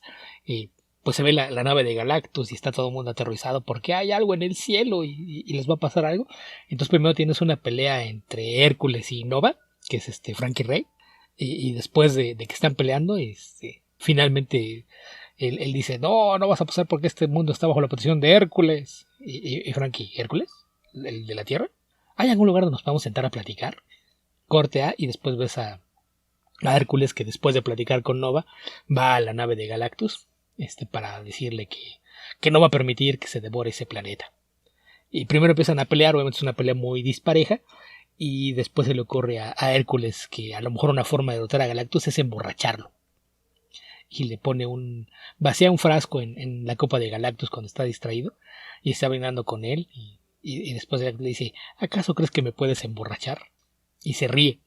Dice, me has hecho pasar un buen momento, hace mucho que nadie intentaba algo así conmigo. Entonces, nada más por eso voy a perdonar este planeta que dices que estás protegiendo. Pero es eso, cuando se quita el casco es cuando se ríe. Pero pues yo no lo veo feo, porque de hecho, si me preguntas, yo creo que lo que estaba haciendo ahí Layton se ve como la clase de personaje que hubiera dibujado yo a Kirby. Y había que aclarar que esa imagen no la han dejado. Esa misma forma que tiene el rostro y esta barba y corte de pelo, cuando empezaron Ron Marz y Ron Lim en la serie de Silver Surfer, le dejaron ese mismo rostro el que tenía. Pero después han hecho historias en las que incluso por ahí han hecho alusiones a que como una entidad cósmica la gente puede ver a Galactus de distintas formas según quien sea. Entonces alguien decía que esa era la forma como lo veía Frankie Ray. Y pues no necesariamente, porque así lo ve también Hércules. Entonces no sé realmente cuál sea la versión oficial actualmente, porque cuando se narró el origen, la cara de Galan, el alienígena que después se convierte en Galactus, es distinta. No tiene esa barba y y me parece que es completamente calvo, si no mal recuerdo. Y hay una pelea contra Thanos donde también el rostro se ve distinto. Entonces no sé. Pero durante mucho tiempo esa fue la imagen oficial de cómo se ve a Galactus. Que según yo, esa miniserie de Hércules es la primera vez que alguien lo mostró sin el casco. Sí. No sé, tal vez este es Galán en vez de Galan, Beto. Pues no lo sé. Hay quien lo escribe como Galen, por eso se me hace que debe ser Galan la pronunciación. No sé. Creo que es Galen, pero bueno. Está lo mismo. Bueno. Ya con eso acabamos con Discord y pasando a Twitter. Ricardo Pérez dice: saludos caballeros basados en cómics, les envío lo siguiente. Pregunta para el caballero Pedreros. ¿Qué cómic chileno cree usted que pudiera llegar a otros países y gustar o pegar de manera masiva? ¿Condorito? Ya pasó. Yo creo que Barrabases podría tener alguna opción, pero bueno, Barrabases ya fue. Y así como cómics chilenos que se publiquen actualmente y que tengan esa opción, no sé. Más por desconocimiento que porque no la tengan. No hay cómics chilenos de publicación masiva y periódica, como he comentado en otras ocasiones. O sea, lo que uno ve son proyectos de comiqueros que uno sabe que tienen esto en el pecho y lo tienen que sacar de alguna forma. Pero eso no es lo... Bueno, si no tienen éxito comercial acá, no sé si lo van a tener en otro lado. Pero eso tal vez es un problema de los cómics. Sí, muy probablemente. Y cómics viejos... Yo creo que cómics viejos que anduvieron acá podrían haber tenido éxito afuera. No sé, Mampato, Barrabases, pero más allá de eso no se me ocurre. Ok. Después el mismo Ricardo pregunta, dentro de la línea ABC Comics, no, bueno, la C es de cómics, Ricardo, entonces es America's Best Comics. Entonces no puede ser America's Best Comics, de Alan Moore. Recuerdo que ¿Y había... cómo es DC Comics, Beto? Porque DC es Detective Comics. Sí, pero era una división, era Detective Comics Limited. Era Detective Comics Limited el nombre de la compañía. Piensa que DC tiene cómics de Detective Comics. Detective Comics tiene cómics de Detective Comics. Sí, pero el nombre oficial de la compañía es DC, no Detective Comics. De ahí lo sacaron, pero no sigue siendo así. Y lo mismo pasa con muchas otras compañías. Ahí está también EC, que era Educational Comics, después Entertainment Comics, y la gente sigue diciendo EC Comics. Entonces, suele pasar. Pero bueno, había un cómic que se llamaba Tomorrow Stories. Creo que es del que menos se habla. ¿Era bueno? ¿Lo recomiendan? Pues es que el tema es que era una antología. Entonces yo creo que eso es lo que hace que fuera un poquito más complicado, ¿no? Porque eran las series de la editorial eran de Lego Gentleman, Promethea, Tom Strong y Top Ten. Y aparte de eso, Tomorrow Stories era una antología que tenía 3 seriales principales, que era uno de un niño genio, que no recuerdo cómo se llamaba, Jack algo, no me acuerdo el apellido. Y estaba otro que era un personaje como al estilo de The Shadow, que dibujaba Rick Beach, que se llamaba Greyshirt. Y el otro personaje era una vigilante, una mujer, una femme fatal. El que dibujaba Art Adams. Ajá. Una parte, porque no fue siempre. Era Jack B. Quick, era el otro, que se lo dibujaba Kevin Nolan, si no mal recuerdo. Digo que Greyshirt era Rick Beach. Y ahí también de repente dibujaba Melinda Gevy, quien después fue la esposa de Alan Moore. Y el otro, el de la mujer, no me acuerdo cómo se llamaba ni quién era el artista. Pero pues eso, esa es la razón por la que... Creo que era Tomorrow el apellido. Puede ser, la verdad es que no me acuerdo. Pero yo creo que el tema es ese, justamente que no es... Como no tenía una historia larga que fuera la que llevara la serie, creo que es la razón por la que tiende a ser un poquito más ignorada al lado de las otras series, ¿no? Cobweb, First American, Greyshirt, Jack B. Quick y Splash Brannigan. Esa, era Cobweb. Y Splash Brannigan era un detective. Con Hilary Barton, Jack B. Quick con Kevin Nolan, Greyshirt con Rick Beach, First American con Jim Bakey, creo que se pronuncia así, o Bakey, y Cobweb con Melinda Gevy. Que no sé si se cambió el apellido y ya sea Melinda Moore, la verdad es que no estoy seguro. Pero pues eso, y yo creo que es la razón por la que hablan menos. Y aparte de que pues como variaba mucho el tono y eran historias cortas, pues sí la apreciación era distinta, pero la serie era bastante entretenida. Sobre todo si creo que también el tema es que era mucho más orientada a los pulps. Entonces si no tienes una noción de los pulps o del tipo de historias, probablemente no logres conectar con esto. Creo que ese es el tema. Yo me estaba acordando de Johnny Future. Porque es igual, es como un homenaje a los pulps. Así que sí puede ir por ahí. Ok. Después de Morrica dice, ¿qué opinan del desarrollo de aquel que permanece, Kang, en la serie de Loki? En lo personal no me gusta que no es el Kang de los cómics, pero no me está disgustando del todo hasta el momento. Le sigue dando oportunidad. Yo voy en el episodio 3 de Loki. Decidí no seguir avanzando para ver el resto de la serie en los últimos 3 episodios juntos. No sé si tengo apego por la versión de Kang de los cómics, la verdad. Es que tiene un par de buenas historias y una docena de historias patéticas y esas parece que a la gente se le olvidan. Y donde el personaje nunca ha sido tan atractivo. O sea, nunca ha sido un personaje atractivo, en mi opinión. A mí, mi gusto como lector nunca ha sido un personaje atractivo. A diferencia de Thanos, que por lo menos tiene algunas historias donde él, por nihilista que sea, tiene cierta lógica. Tiene un... Khan es como el... sin ser interesante, es como el Joker. Es que es malo porque sí. Es que déjate eso. El problema es que la mayoría de las veces lo abordan como un Doctor Doom wannabe. Y eso es un enorme problema porque ¿para qué hace una imitación de Doom? Doom es quizás el mejor villano de Marvel. ¿Por qué tratar de imitarlo? No lo vas a lograr. Entonces el hecho de que porque has puesto el tema de los viajes en el tiempo y demás, pues le dio un extra. Que insisto, un par de veces lo han aprovechado muy bien, pero el resto del tiempo sigue siendo un personaje muy limitado. De que sí, yo también no soy tan fan, más allá de ese par de historias que me parecen muy buenas. Creo que el resto, pues la gente nada más se queda con el ¡ay, sí, Kang! Y pues la verdad es que no, tampoco es tan buen villano. Y yo creo que las historias buenas de Kang ni siquiera son buenas por Kang. No, son buenas por lo que se construye alrededor de. Él es el villano que está ahí en medio, nada más por casualidad, pero no es ni siquiera el Némesis como tal. Y han hecho muchas cosas para tratar de hacerlo interesante, ¿no? El revelarte después que podía ser una versión alterna de Immortus y a su vez de... ¿cómo se llama el faraón? Yo creo que lo mejor que han hecho con Kang, por lo menos lo que más me ha gustado a mí, fue la revelación que se dio en los Young Avengers. Que es todo lo que voy a decir para evitar spoilers. Spoilers de 20 años, creo. Algo así. Pero pues es de esas series que si no se la... Si puedes evitar que más alguien que no lo haya leído, está bien. Es como los Thunderbolts. Ve, léelos, descúbrelo tú mismo. Sí. Pero más allá de eso, no sé. Voy a seguir diciendo lo mismo cada vez que me pregunten por este personaje. No me gusta.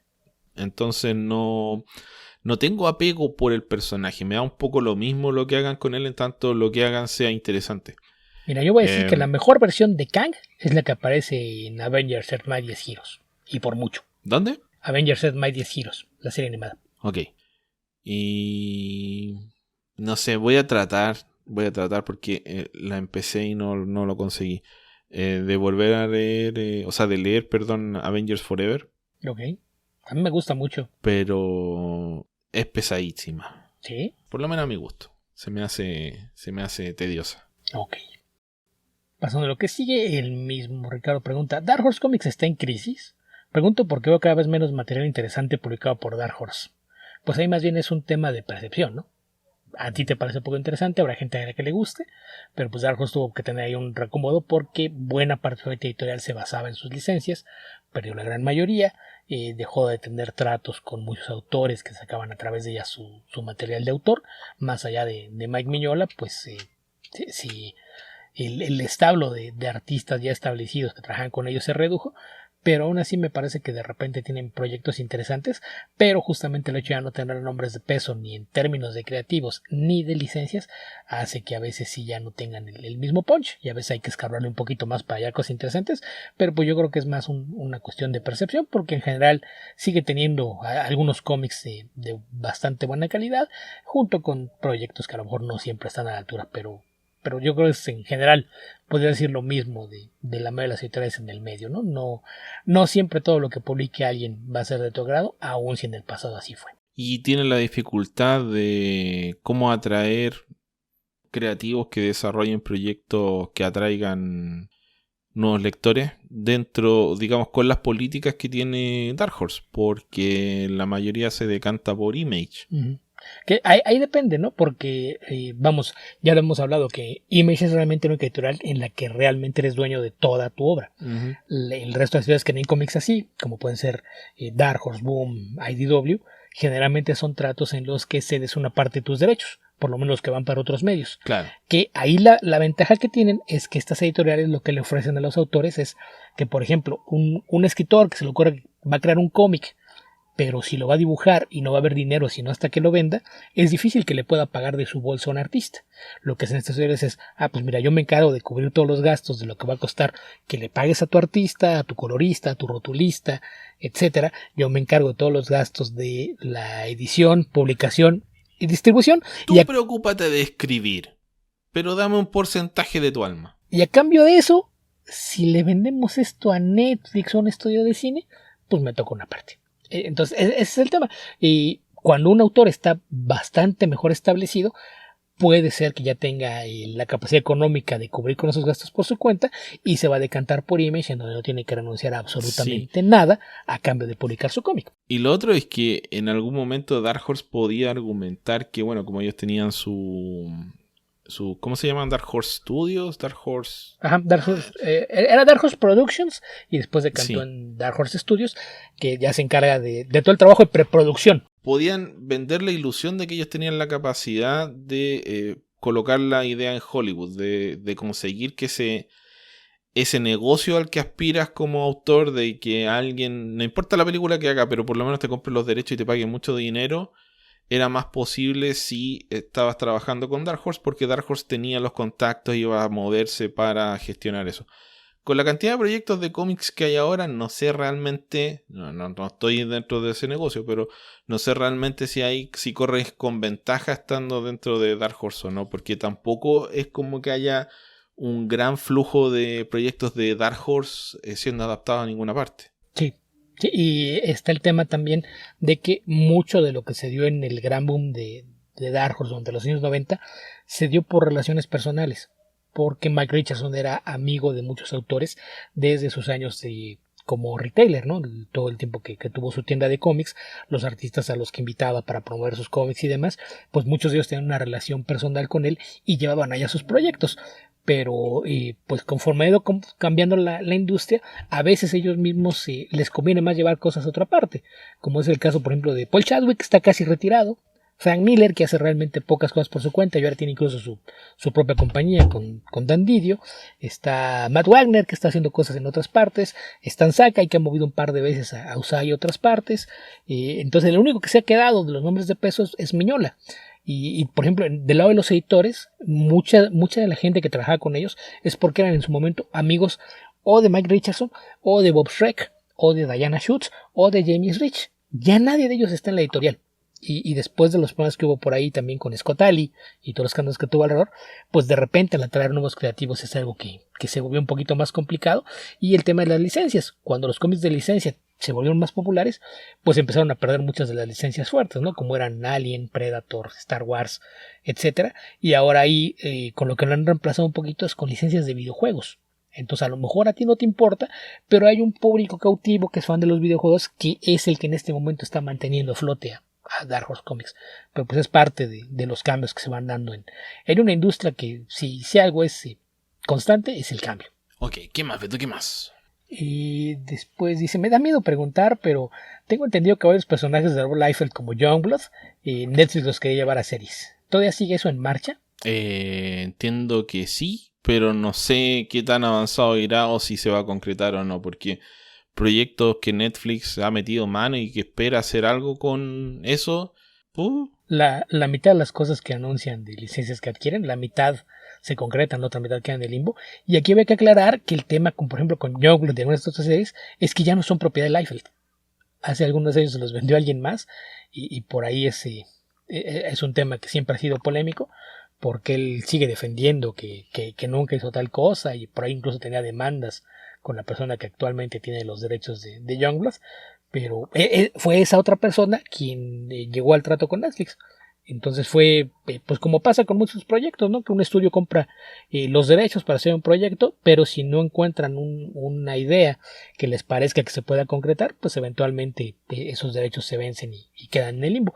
Entonces en este momento, pues en teoría, todavía está en manos de Netflix el poder desarrollarlo o no, Pero pues ya, de eso a que se concrete, pues aún falta mucho que ver. Ya habrá que ver si eso pasa antes de que expiren los derechos, porque también esta compañía que adquirió los derechos también tenía planes de lanzarlos otra vez en cómic y no lo volvió a hacer. Entonces son propiedades que a lo mejor ya cayeron en el olvido, a Netflix no le interesa tanto, y tomando en cuenta lo mal que le ha ido todas las cosas que han hecho con el Miller Board, probablemente ya se lo piensen 2 veces antes de seguir invirtiendo a ideas de cómics con la intención de crear un universo compartido.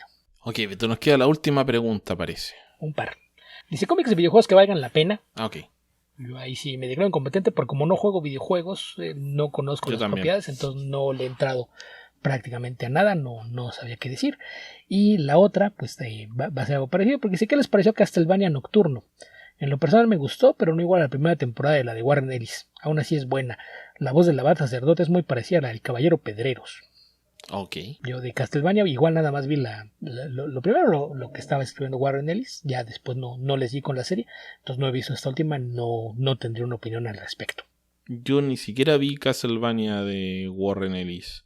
Y creo que lo único que sé de Castlevania es que jugué Castlevania Drácula X, nada más. Ok. Que no sé si es Castlevania Drácula X o Castlevania Drácula 10, pero bueno, eso. Así se escribe por lo menos. Sí, y eso, al que no tenga idea, ese es un juego de Super Nintendo. Así que si no han escuchado nunca hablar de Super Nintendo, es un juego de hace unos 25 años aproximadamente. Tal vez un poco más incluso. Yo diría que más, debe ser del 94, o sea, casi 30 años. Sé la existencia del videojuego, sé que algunos amigos lo jugaban, yo jamás lo he jugado, pero el concepto, esta idea de los vampiros y más me llamó la atención, por eso vi lo primero cuando estaba Warren Ellis trabajando ahí. Pero no le seguí después, entonces no sabría decir. Pero con eso acabamos con las preguntas. Ok. Ya estamos en la 1:30 del podcast, Beto, así que no sé si nos queda mucho tiempo para hacer un par de comentarios. ¿Tienes algo que comentar que quieras sacar de una vez? Sí, por lo menos una parte de eso. Leí bastante más que eso, pero leí el segundo arco argumental de Superman Batman World Finest, Beto. Ok. También leí el primer número de la nueva serie de Flash. No sé cuál de los dos te gustaría que comente. El que tú prefieras, con el que te sientas más a gusto. Vamos a ir con el número 1 de Flash, que allá apareció el número 2. ¿Por qué? Porque prefiero dedicarle más tiempo a World Finest, así que tal vez la próxima semana, cuando ya tengamos menos preguntas, porque recuerden que estamos retomando después de una semana de paro, vamos a tener más tiempo para hablar de eso. Tal vez no, vamos a ver qué pasa. Tal como lo anticipé, Beto, detesto el dibujo de Mike Deodato. De este muchacho, así, de Mike Deodato Jr. Y no hay caso, no me gusta lo que hace en este cómic de Flash. Lo que más odio del diseño, perdón que hable de la parte mala, pero lo que más odio del trabajo de Mike Deodato en este cómic en particular es que hace unas viñetas completamente arbitrarias. Tiene unas viñetas en las cuales simplemente agrega, se me olvidó cómo se llaman las separaciones de viñetas. A mí lo que me causa curiosidad es que digas este muchacho, el buen muchacho de 60 años. Sí. Deodato taumaturgo Borges Filo. Bueno, estas separaciones de viñetas que están ahí porque sí, no sé, es como que le gustan las líneas en la página, entonces hace estos encuadres y la viñeta se sale del borde, pero por algún motivo le hace otro borde alrededor, pero no está utilizándolo para seguir con el avance del tiempo, para el rol que cumplen las viñetas en contar una historia. Entonces estas líneas arbitrarias que separan las viñetas, no sé, tal vez no sean arbitrarias y yo no me estoy dando cuenta de la gran capacidad artística de Mike Deodato Jr., no lo creo. Es una de las cosas que nunca me han gustado de él, junto con la forma en la que hace los dibujos. No me parece tampoco que sea el mejor tono para un cómic de Flash. Estilísticamente no me gusta este cómic, lo encuentro muy oscuro. Pero bueno, ya está, ya fue. Esto es lo que eligieron, en esto estamos, así que vamos a leerlo. El cómic en sí me parece que está interesante. Es... Beto, el diseño de Gorila creo que hace... Es muy horrible, Beto. Ok. El cómic de Simon Spurrier, la historia en sí está bastante interesante. Tiene un tono un poco más oscuro que lo que acostumbra Flash en general. Está Wally West como protagonista de la historia. Yo estoy un poco desconectado de qué pasó con Wally West, pero aparentemente, o sea, no aparentemente, tiene un tercer hijo ahora que se llama... ¿cómo se llama? ¿Camden? Wade West. Así que ahora son Jay, Iris y Wade. Y la idea es que de alguna otra dimensión extraordinaria viene algún tipo de visita o ataque a la dimensión o a la realidad de Flash a través de la Speed Force. Y Flash está sintiendo pequeñas premoniciones, está viendo algunas alucinaciones. Hay una perturbación en la fuerza, Beto. Y Flash la está sintiendo y esto amenaza con afectar de mala manera su vida. Que actualmente se desarrolla como trabajador de Michael Holt, Mr. Terrific, que tiene su propia agenda, que aquí lo presentan más como Mr. Somber que como Mr. Terrific, algo así como Mr. Tengo algo escondido, algo que no te he contado, estoy tramando algo en contra de ti, en contra tuya, perdón. Y hay un personaje misterioso que le va diciendo a Michael Holt que algo va a pasar con Flash y que la única forma de salvar al universo es acabar con todos los Flash, con Wally, con toda su familia, con Barry, con el otro Wally West, con Max Mercury, Bart Allen, etcétera, etcétera, etcétera. Son muchísimos los velocistas que tiene el universo DC. Como dije, el dibujo de... Bueno, no voy a volver sobre el dibujo. El villano de esta historia es Gorilla Grodd, que tiene algún plan bien misterioso hasta este momento. Aparece en lugares distintos de la ciudad, ataca, y algunas personas, por un motivo que no he explicado todavía, las encierra en algo así como una burbuja de tiempo sólido. Y los personajes simplemente, estas personas desaparecen, se elevan hacia el cielo y ahí quedan. A propósito de lo que hablamos alguna vez, Beto, de que las máquinas del tiempo no solo tienen que desplazarse en el tiempo, sino que también en el espacio, porque si permanecen en el mismo punto, la Tierra no va a estar ahí cuando aparezcan en el futuro o en el pasado. Tengo la idea de que estas burbujas, al congelar a las personas en el tiempo, se alejan porque en realidad la Tierra es la que se mueve. No es que las burbujas floten, sino que la Tierra se va y las deja fuera. Así que ese concepto me pareció interesante. No sé si será eso realmente lo que pasa, pero tiene sentido dentro de lo que están explicando. Así que hay varias teorías científicas, volviendo un poco al viejo Flash Fact de los cómics de Flash, pero sin usar la palabra Flash Fact. Hay que explicar lo que es un Flash Fact, Beto. Y tomando en cuenta que es algo que surgió hace más de 60 años, probablemente sería una buena idea. Ok, en los cómics originales bueno, no los originales, los cómics de Barry Allen de la Silver Age, los editores de Flash ponían unos pequeños recuadros que se llamaban Flash Fact, donde daban explicaciones a veces bastante incorrectas sobre las... O daban datos curiosos sobre ciencia, y sí, ese es el problema. Sobre la ciencia detrás de algunos de las escenas que ocurrían en el cómic. Era, la fricción funciona debido a esto y esto. Y cuando vayas ahora a un cómic de esa, pues dices, momento, a mí me enseñaron que esto no funciona así. ¿De qué están hablando? Newton no estaría de acuerdo. Sí. Algo por el estilo, pero sí, o sea, de repente eran algunas explicaciones correctas o más o menos muy simplistas. En fin, me estoy yendo un poco del tema. Así que, bueno, se plantean estos misterios. ¿Qué pasa con Michael Holt? ¿Qué pasa con estos? Parece esta amenaza, esta invasión que viene de más allá de la Speed Force. ¿Y qué pasa con Max Mercury? Que tiene algunas escenas acá. En algún momento está... Para el que no tenga idea de quién es Max Mercury, que yo creo que es mucha gente, Max Mercury es un personaje, hasta donde yo sé, lo inventó Mark Waid, pero lo presentan como que fuese un personaje antiguo del universo DC. Y apareció más o menos... por ahí por el número 80 y algo, 90 de la serie de Flash del volumen 2 de Mark Waid con... Creo que estaba Carlos Pacheco en esa época. Creo que sí. después del regreso de Barry Allen. Mike Bienigo también estaba en esa época. Entonces es un velocista que entiendo que las primeras historias, si es que no me falla la memoria, serían de alrededor del siglo XIX, principios del 1800.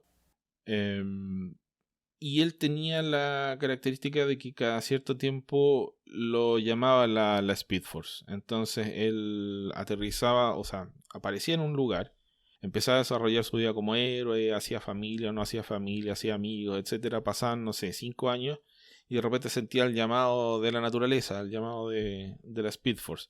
Y partía corriendo, atravesaba la barrera de la Speed Force, pero nunca lograba hacerse uno con la Speed Force. Entonces rebotaba contra la Speed Force y aparecía 20, 30 años después. Y así sucesivamente. Entonces es un personaje que sabía más de cómo utilizar los poderes de Flash que Flash, sabía más sobre la Speed Force que Flash, y por lo tanto cumplía este rol como mentor de Wally West cuando Wally West descubre que existe la Speed Force, que es esta etapa de Mark Waid anterior al número 100. La historia donde más se destaca su participación es Terminal Velocity. Después pasa a ser el mentor de Bart Allen y tiene un periodo bastante largo ahí en los cómics de Impulse, hasta que eventualmente a DC dijo, se nos olvidó quién es Max Mercury, va a desaparecer. Entonces aquí lo retoma Simon Spurrier porque lo que plantea acá, la idea es que va a volver a explorar la Speed Force, tratar de explicar qué es, qué más puede hacer, cuáles son los poderes de Flash. O sea, va a retomar este concepto que utilizó Mark Waid en su momento, que es redefinir al personaje, reinterpretarlo, tratar de escarbar un poquito más y darle más cosas. Porque Flash se ha vuelto nuevamente muy repetitivo. Al final las historias que sufría yo de Joshua Williamson eran todas correr. Y eso es agotador. O sea, todas las historias eran contra otro velocista y creo que eso ya está demasiado trillado. Acá parece que también va a partir por ahí, pero imagino que eventualmente va a tomar otras cosas. Me interesó este cómic, me parece bueno, me gustó ver a Wally West de vuelta, tal vez demasiado adulto para mi gusto, pero bueno, han pasado 30 años. Así que está bien. ¿Cómo pensaría Wally de ti, Esteban? Él se acuerda cuando eras adolescente y leía sus historias. Sí, yo creo que he cambiado menos que Wally West, Beto. Pero sí. Así que eso puedo comentar de esta serie de Flash. Y por favor, saquen a este fulano, pónganme otro dibujante. Mira, yo cada vez que alguien se queja del dibujo de Mario Dato, solamente te voy a decir, recuerda que pudo ser peor. Podría seguir teniendo su estilo de los 90. ¿Sabes qué? Incluso preferiría a Howard Porter aquí. Incluso. Palabras mayores. Con todo lo que sufrió a Howard Porter en mi vida como lector de cómics, preferiría a Howard Porter antes que a Mike Deodato Jr. Ok. Pero pues bueno, yo voy a matar 2 pájaros de un tiro. Ok. Voy a comentar Bodies, que es una miniserie de televisión producida por Moonage Pictures para Netflix. Se estrenó hace un par de semanas. En español la pusieron Cadáveres, que es una historia de crimen y ciencia ficción desarrollada por Paul Tomalin, que está basada en una miniserie de Vértigo, de los últimos proyectos de Vértigo, por ahí como de 2014, 2015, antes de que le dieran las gracias a Shelley Bond. Esto fue de las cosas que todavía Shelley Bond estuvo a cargo de lanzar esta serie. Y el cómic era una historia de Cy Spencer, este autor que falleció hace un par de años, y es una historia que se desarrolla en 4 líneas, en 4 puntos en el tiempo distintos. Y la curiosidad que tenía la serie de cómic es que tenía 4 artistas regulares y cada uno se encargaba de ilustrar una de las épocas. Por ejemplo, estaba Dean Ormston dibujando la parte que ocurre en 1890, Phil Winslet en 1940, Megan Hetrick en 2014 y Tura Lotay en 2050. Eran los 4 artistas, cada uno con estilos bastante distintos entre ellos, se encargaba de contarte una parte de esa historia. Todos los episodios eran coloreados por Lee Lavridge y también había 4 rotulistas, porque pues obviamente tanto el estilo artístico como las historias que te cuentan en cada etapa pues requerían que todo luciera distinto. Entonces también hay 4 rotulistas que eran Desi Cienti, Taylor Esposito, Sal Cipriano y Tom Napolitano. Son los 4 rotulistas para la serie, y la razón por la que ocurren 4 puntos en el tiempo y se desarrolla de forma paralela, es porque todo parte con un misterio, porque aparece un cadáver en las calles de Londres, en un callejón, y el problema es que poco a poco descubrimos que ese mismo cadáver apareció en algún momento en 1890, muy cerca de Whitechapel, apareció en 1940, durante la Segunda Guerra Mundial, cuando Londres era blanco de algunos bombardeos de la Luftwaffe, que los nazis tenían la intención de demoler Londres y pues no lo consiguieron, pues sí le daban bastante a la ciudad. En el presente, durante las protestas de supremacistas blancos, es cuando encuentra el cadáver y no encuentra una policía que es musulmana.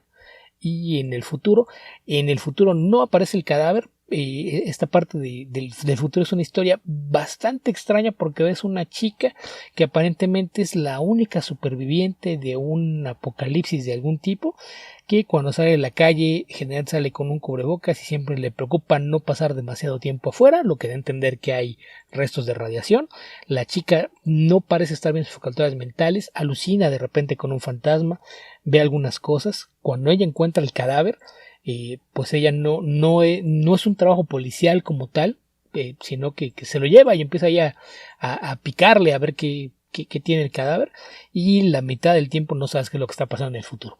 En cuanto a las ideas en el pasado, en la Segunda Guerra Mundial, el policía que la encuentra es un policía corrupto, y pues ahí todo hay que ver con el tráfico que se da en el mercado negro en época de guerra, que es algo bastante común. En 1890 es un inspector de Scotland Yard quien está tratando de investigarlo, y es en que enfrenta resistencias superiores, porque él está a favor de empezar a usar técnicas de criminalística como las que empiezan a existir en aquel entonces en Europa, pero encuentra resistencia. Y eventualmente pues se va develando un poquito por donde va el misterio, pero el cómic tiene una naturaleza bastante inconexa, que a lo mejor hace que la lectura sea un poquito complicada, pero la verdad es que si le tienen paciencia, al final todo tiene sentido. Es una historia que no recuerdo si me son 7 u 8 números, pero la historia pues poco a poco va cobrando sentido, ¿entiendes? ¿Por qué está el mismo cadáver en distintas épocas? ¿Qué fue lo que hizo que apareciera de esa forma? ¿Y cuál es la conexión de esto con ese futuro en el que vemos a esta chica que pues no sabemos exactamente qué es lo que pasó, porque no puede razonar con claridad y exactamente qué fue lo que pasó con ese mundo? Todo te lo van explicando poco a poco. El cómic es una de esas cosas que solamente Vértigo lo puede haber publicado, porque es la clase de cosas que probablemente editores en otras partes lo habrían bateado, justamente por no ser una historia convencional, pero la verdad es que vale bastante la pena. Si le pueden echar un vistazo, esto después se recopiló en un tomo que era relativamente fácil de conseguir hace unos años. Me imagino que si le escarban por ahí en librerías en línea, probablemente lo puedan localizar. Bodies, de Cy Spencer, con Dean Armstrong, Tura Lotay, Megan Hetrick y Phil Winsley. Ahora, este proyecto, de las últimas cosas que hizo Spencer en vida, fue llegar a un acuerdo para que esto fuera adaptado. En su momento no era seguro si iba a ser una película o una miniserie de televisión. Eventualmente se cantó por esta. Paul Tomalin, que es el creador de la serie, pues se encargó de armar un grupo de escritores. Él escribió no sé si el primero, los primeros 2 episodios de la serie, y lo que hizo fue darle un tono bastante más compacto a la historia. Y retoma muchos nombres de personajes secundarios que aparecen en el cómic y se los da a personajes más importantes para construir una historia que toma la misma premisa, pero lo ejecuta de una forma distinta y lo convierte en un misterio criminal con elementos de ciencia ficción que resulta bastante interesante. Cambia un poquito los años. Sí está el de 1890, lo de 1940 lo mueve a 1941, lo del presente de las protestas de supremacistas blancos en Londres lo pasa al presente, entonces 2023, y lo de 2050, que era el futuro, lo mueve a 2053, pues nada más para redondear los años. Cuando aparece en el presente es igual. Durante las protestas raciales, esta policía de ascendencia musulmana es quien encuentra el cadáver y empieza a tratar de investigar de dónde salió. ¿Por qué? Porque lo primero que descubren es que la víctima murió de un disparo en el ojo. No hay herida de salida, pero no hay bala. Entonces, ¿cómo pueden recibir un balazo en la cabeza y que no haya una herida de salida y en el interior de su cráneo no haya una bala? Eso es lo primero que llama la atención en este misterio. ¿La famosa bala de hielo, Beto? No, aquí es algo que después se entiende exactamente qué pasó con la bala y por qué no está. pero pues es lo primero que hace que se convierta en un caso extraño que empiezan a investigar. El único sospechoso es un adolescente a quien se vio huyendo en el callejón, pero el cadáver apareció desnudo, entonces no había tiempo de que lo matara, lo desnudara, lo tirara y demás. Después las cosas parecen apuntar hacia otro adolescente que tenía un arma, pero nadie sabe si es un arma homicida porque pues no hay la bala. Entonces esto le empieza a complicar mucho la vida a la detective.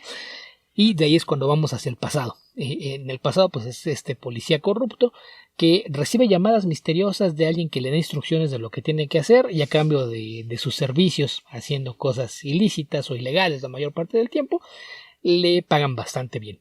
Entonces recibe una llamada donde le dicen que tiene que ir a este callejón muy cerca de Whitechapel y que va a encontrar un cuerpo ahí, que recoja un coche en otra calle, lo lleva hasta allá, ponga el cadáver en el maletero y lo lleve a tirarlo en los muelles. El problema es que como ya hay gente que sospecha que él tiene negocios turbios por su lado, hay un inspector que está detrás de sus huellas y lo está siguiendo. Cuando lo sigue, lo detiene y ahí cuando está pensando en que va a tener que matarlo una vez que descubra que trae un cadáver en la cajuela, pues coincide con que se da un bombardeo alemán y el inspector que lo está investigando muere, pero el coche queda atrapado ahí entre los escombros y al día siguiente pues la policía encuentra el cadáver del otro policía y mientras están investigando el auto llega este policía, lo ponen a cargo de la investigación, entonces ahí está tratando de hacerse loco, él es el que encuentra el cadáver y pues ahora su misión, de acuerdo con sus misteriosos benefactores, pues tiene que asegurarse de que se cierre el caso lo más pronto posible, lo que lo lleva a hacer otra vez cualquier cantidad de cosas al margen de la ley para tratar de que no se investigue más el caso de este misterioso cadáver. De ahí saltamos más al pasado y cuando aparece el cadáver lo encuentra un inspector de Scotland Yard que por ahí a lo mejor quien sea buen fisonomista le va a resultar conocido, van a ver ahí a un barbón pelirrojo y van a decir lo conozco pero no sé de dónde. Es interpretado por Kyle Soller, este actor que interpreta al oficial imperial celoso de la ley obsesionado con atrapar a Cassian Andor, nada más que sí se ve bastante distinto, pelirrojo y con barba. Él es el responsable de investigar el caso y aunque no hay testigos, hay un fotógrafo que es periodista y que él llegó a la escena antes que la policía, tomó fotos del cadáver y en una de sus fotos hay un reflejo en una ventana que demuestra que había un aparente aristócrata escondido en el callejón y que probablemente tendrá algo que ver con esto. Ahí hay una serie de intrigas políticas que llevan a que se encuentre con obstáculos para seguir con la investigación y pues igual una vez que lo lleva a lo que sería para la época el equivalente al forense, abre el cráneo, lo extrae y revisa el cerebro y tampoco puede encontrar la bala, lo cual pues también los tiene un poquito perplejos porque no tiene idea qué es lo que pasó. De ahí damos... Ok, Beto. Si no es la bala que viaja en el tiempo que mató a Orión en Crisis Final, la otra que se me ocurre es la bala de carne de los cazadores de mitos. No, tampoco. Hasta el último episodio cuando vas a entender qué pasó con la bala. Pero cuando vamos al futuro, en el futuro la diferencia es que la policía que lo encuentra vivo. Así es de que ahí es donde empieza a partir la investigación y pues una vez más hay una serie de intrigas políticas, juegan mucho con el tema de las paradojas. En términos generales, para el público en general, yo creo que es mucho más satisfactorio ver la serie de televisión que leer el cómic. El cómic es demasiado inusual en muchas de las lecciones que toma. La serie construye un misterio distinto alrededor de la misma idea, pero lo hace de una forma bastante inteligente y la serie resulta muy entretenida. Por ahí uno de los personajes que aparece también es quien después se revela como quizás el antagonista, no sé si era el villano, pero el antagonista principal lo interpreta Stephen Graham, que a lo mejor mucha gente lo recuerda en Snatch, Cerdos y Diamantes, este actor chaparrito que era el compañero del personaje que interpretaba a Stan, del que se burlaba, que le decía, ¿What is this? ¿Es this the Germans? El chaparrito del que se burlaba aquí hace del antagonista y es un actor bastante más veterano, bastante bueno. Y la verdad es que la serie está muy bien construida, es muy interesante lo que hace, juega con muchos temas políticos de la época, de repente tiene ahí temas de inclusión sexual, del trato de minusválidos, es el tema de de la supremacía blanca, del racismo que prevalece todavía hasta la fecha en el Reino Unido, etcétera. Entonces, en general, pues si son fans de cómics y les gustan las cosas raras, échenle un vistazo a la serie de Vértigo. Insisto, es un cómic que ya tiene sus buenos 7, 8 años, pero si les gustan las cosas inusuales, muy probablemente lo disfruten.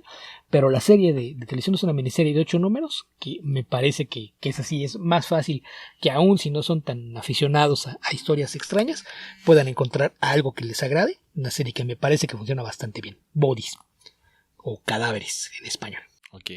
Beto, hay algo que se me olvidó comentar de la serie de Flash. ¿Qué? Cambiaron el logo de Flash. Ok. Y no creo que sea un mal logo, pero no me gusta. La tradición con Flash ha sido, bueno, el logo más famoso, el logo que es aparentemente inclinado hacia un costado. Solamente tiene una especie de cursiva invertida el logo de Flash original. O sea, no el original, el de la serie de Barry Allen. Y se hicieron varias modificaciones sin apartarse demasiado de la idea, que esto de darle movimiento al logo. Aquí optaron por hacer un arco que se abre hacia los costados, donde hay un rayo que es una especie, un subrayado del título, que se abre hacia ambos costados y termina en una punta, y Flash escrito con la F y la H más grandes que el resto de las letras. Ahora, D lo pusieron entre la L y la A, y en la A pusieron una figura en negativo de Flash.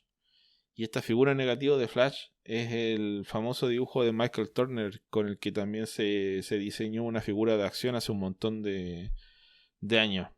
Esto es de la época en que Michael Turner fue portadista, nunca dibujante de Flash, en 2004 más o menos.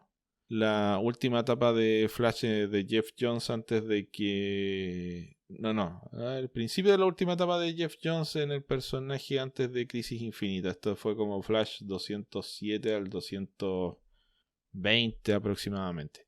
Y no sé, no creo que esté del todo mal, Beto, pero me llamó la atención. Encontré un poco flojo la idea de, en vez de simplemente diseñar un logo, agarrar esa imagen y ponerla ahí en el centro de la palabra. No sé, no me terminó de convencer. No sé, Esteban, esta ya fue como queja de viejito. Sí, absolutamente. Primero, no, Wally West ya no es como yo lo recordaba. Hicieron un logo nuevo, ¿por qué no siguen usando el de mis tiempos cuando yo seguía devotamente esta serie? Entonces no lo sé, Esteban. No. Yo ya vi el logo, no me molesta.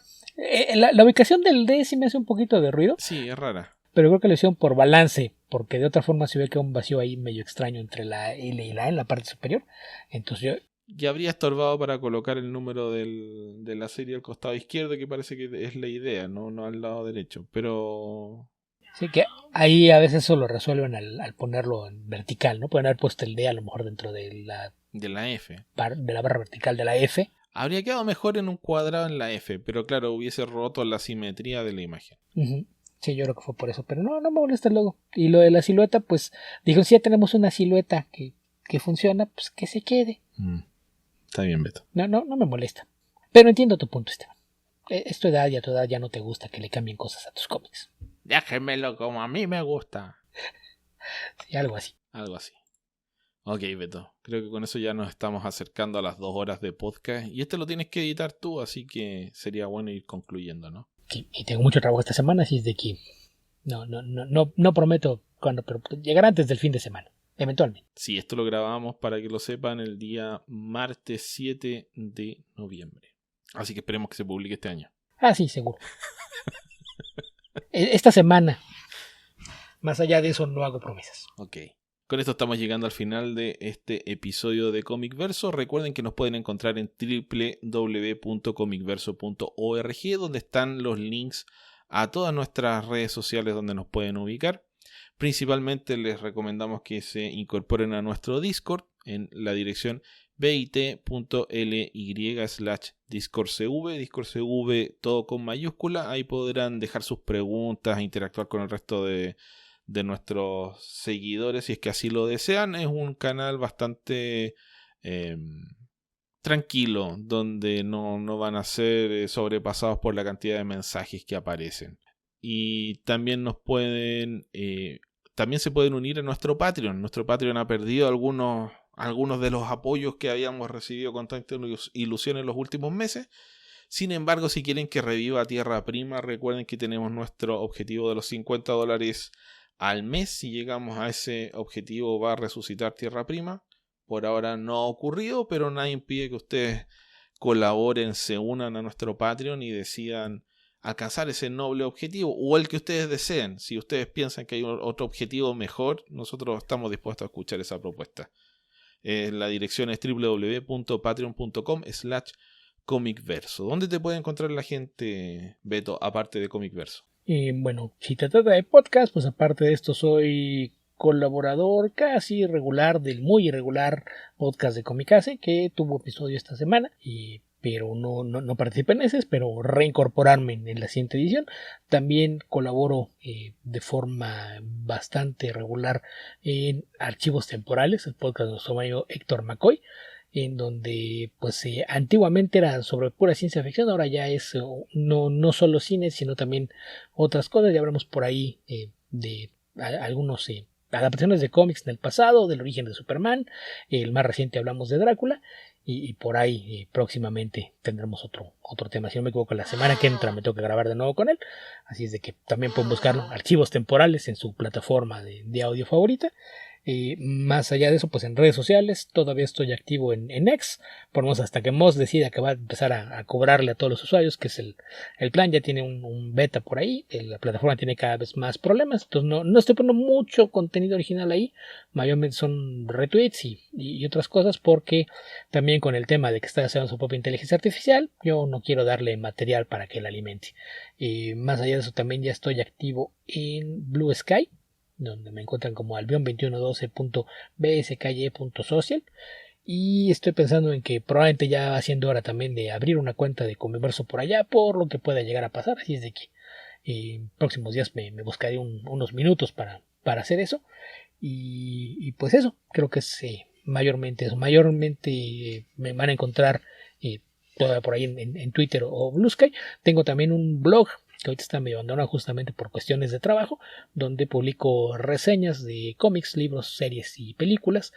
Está en hogueranecesidades.blogspot.com, y una página de Patreon que, además de acceso anticipado a esas reseñas y comentarios que hay en el blog, tiene textos originales para la plataforma.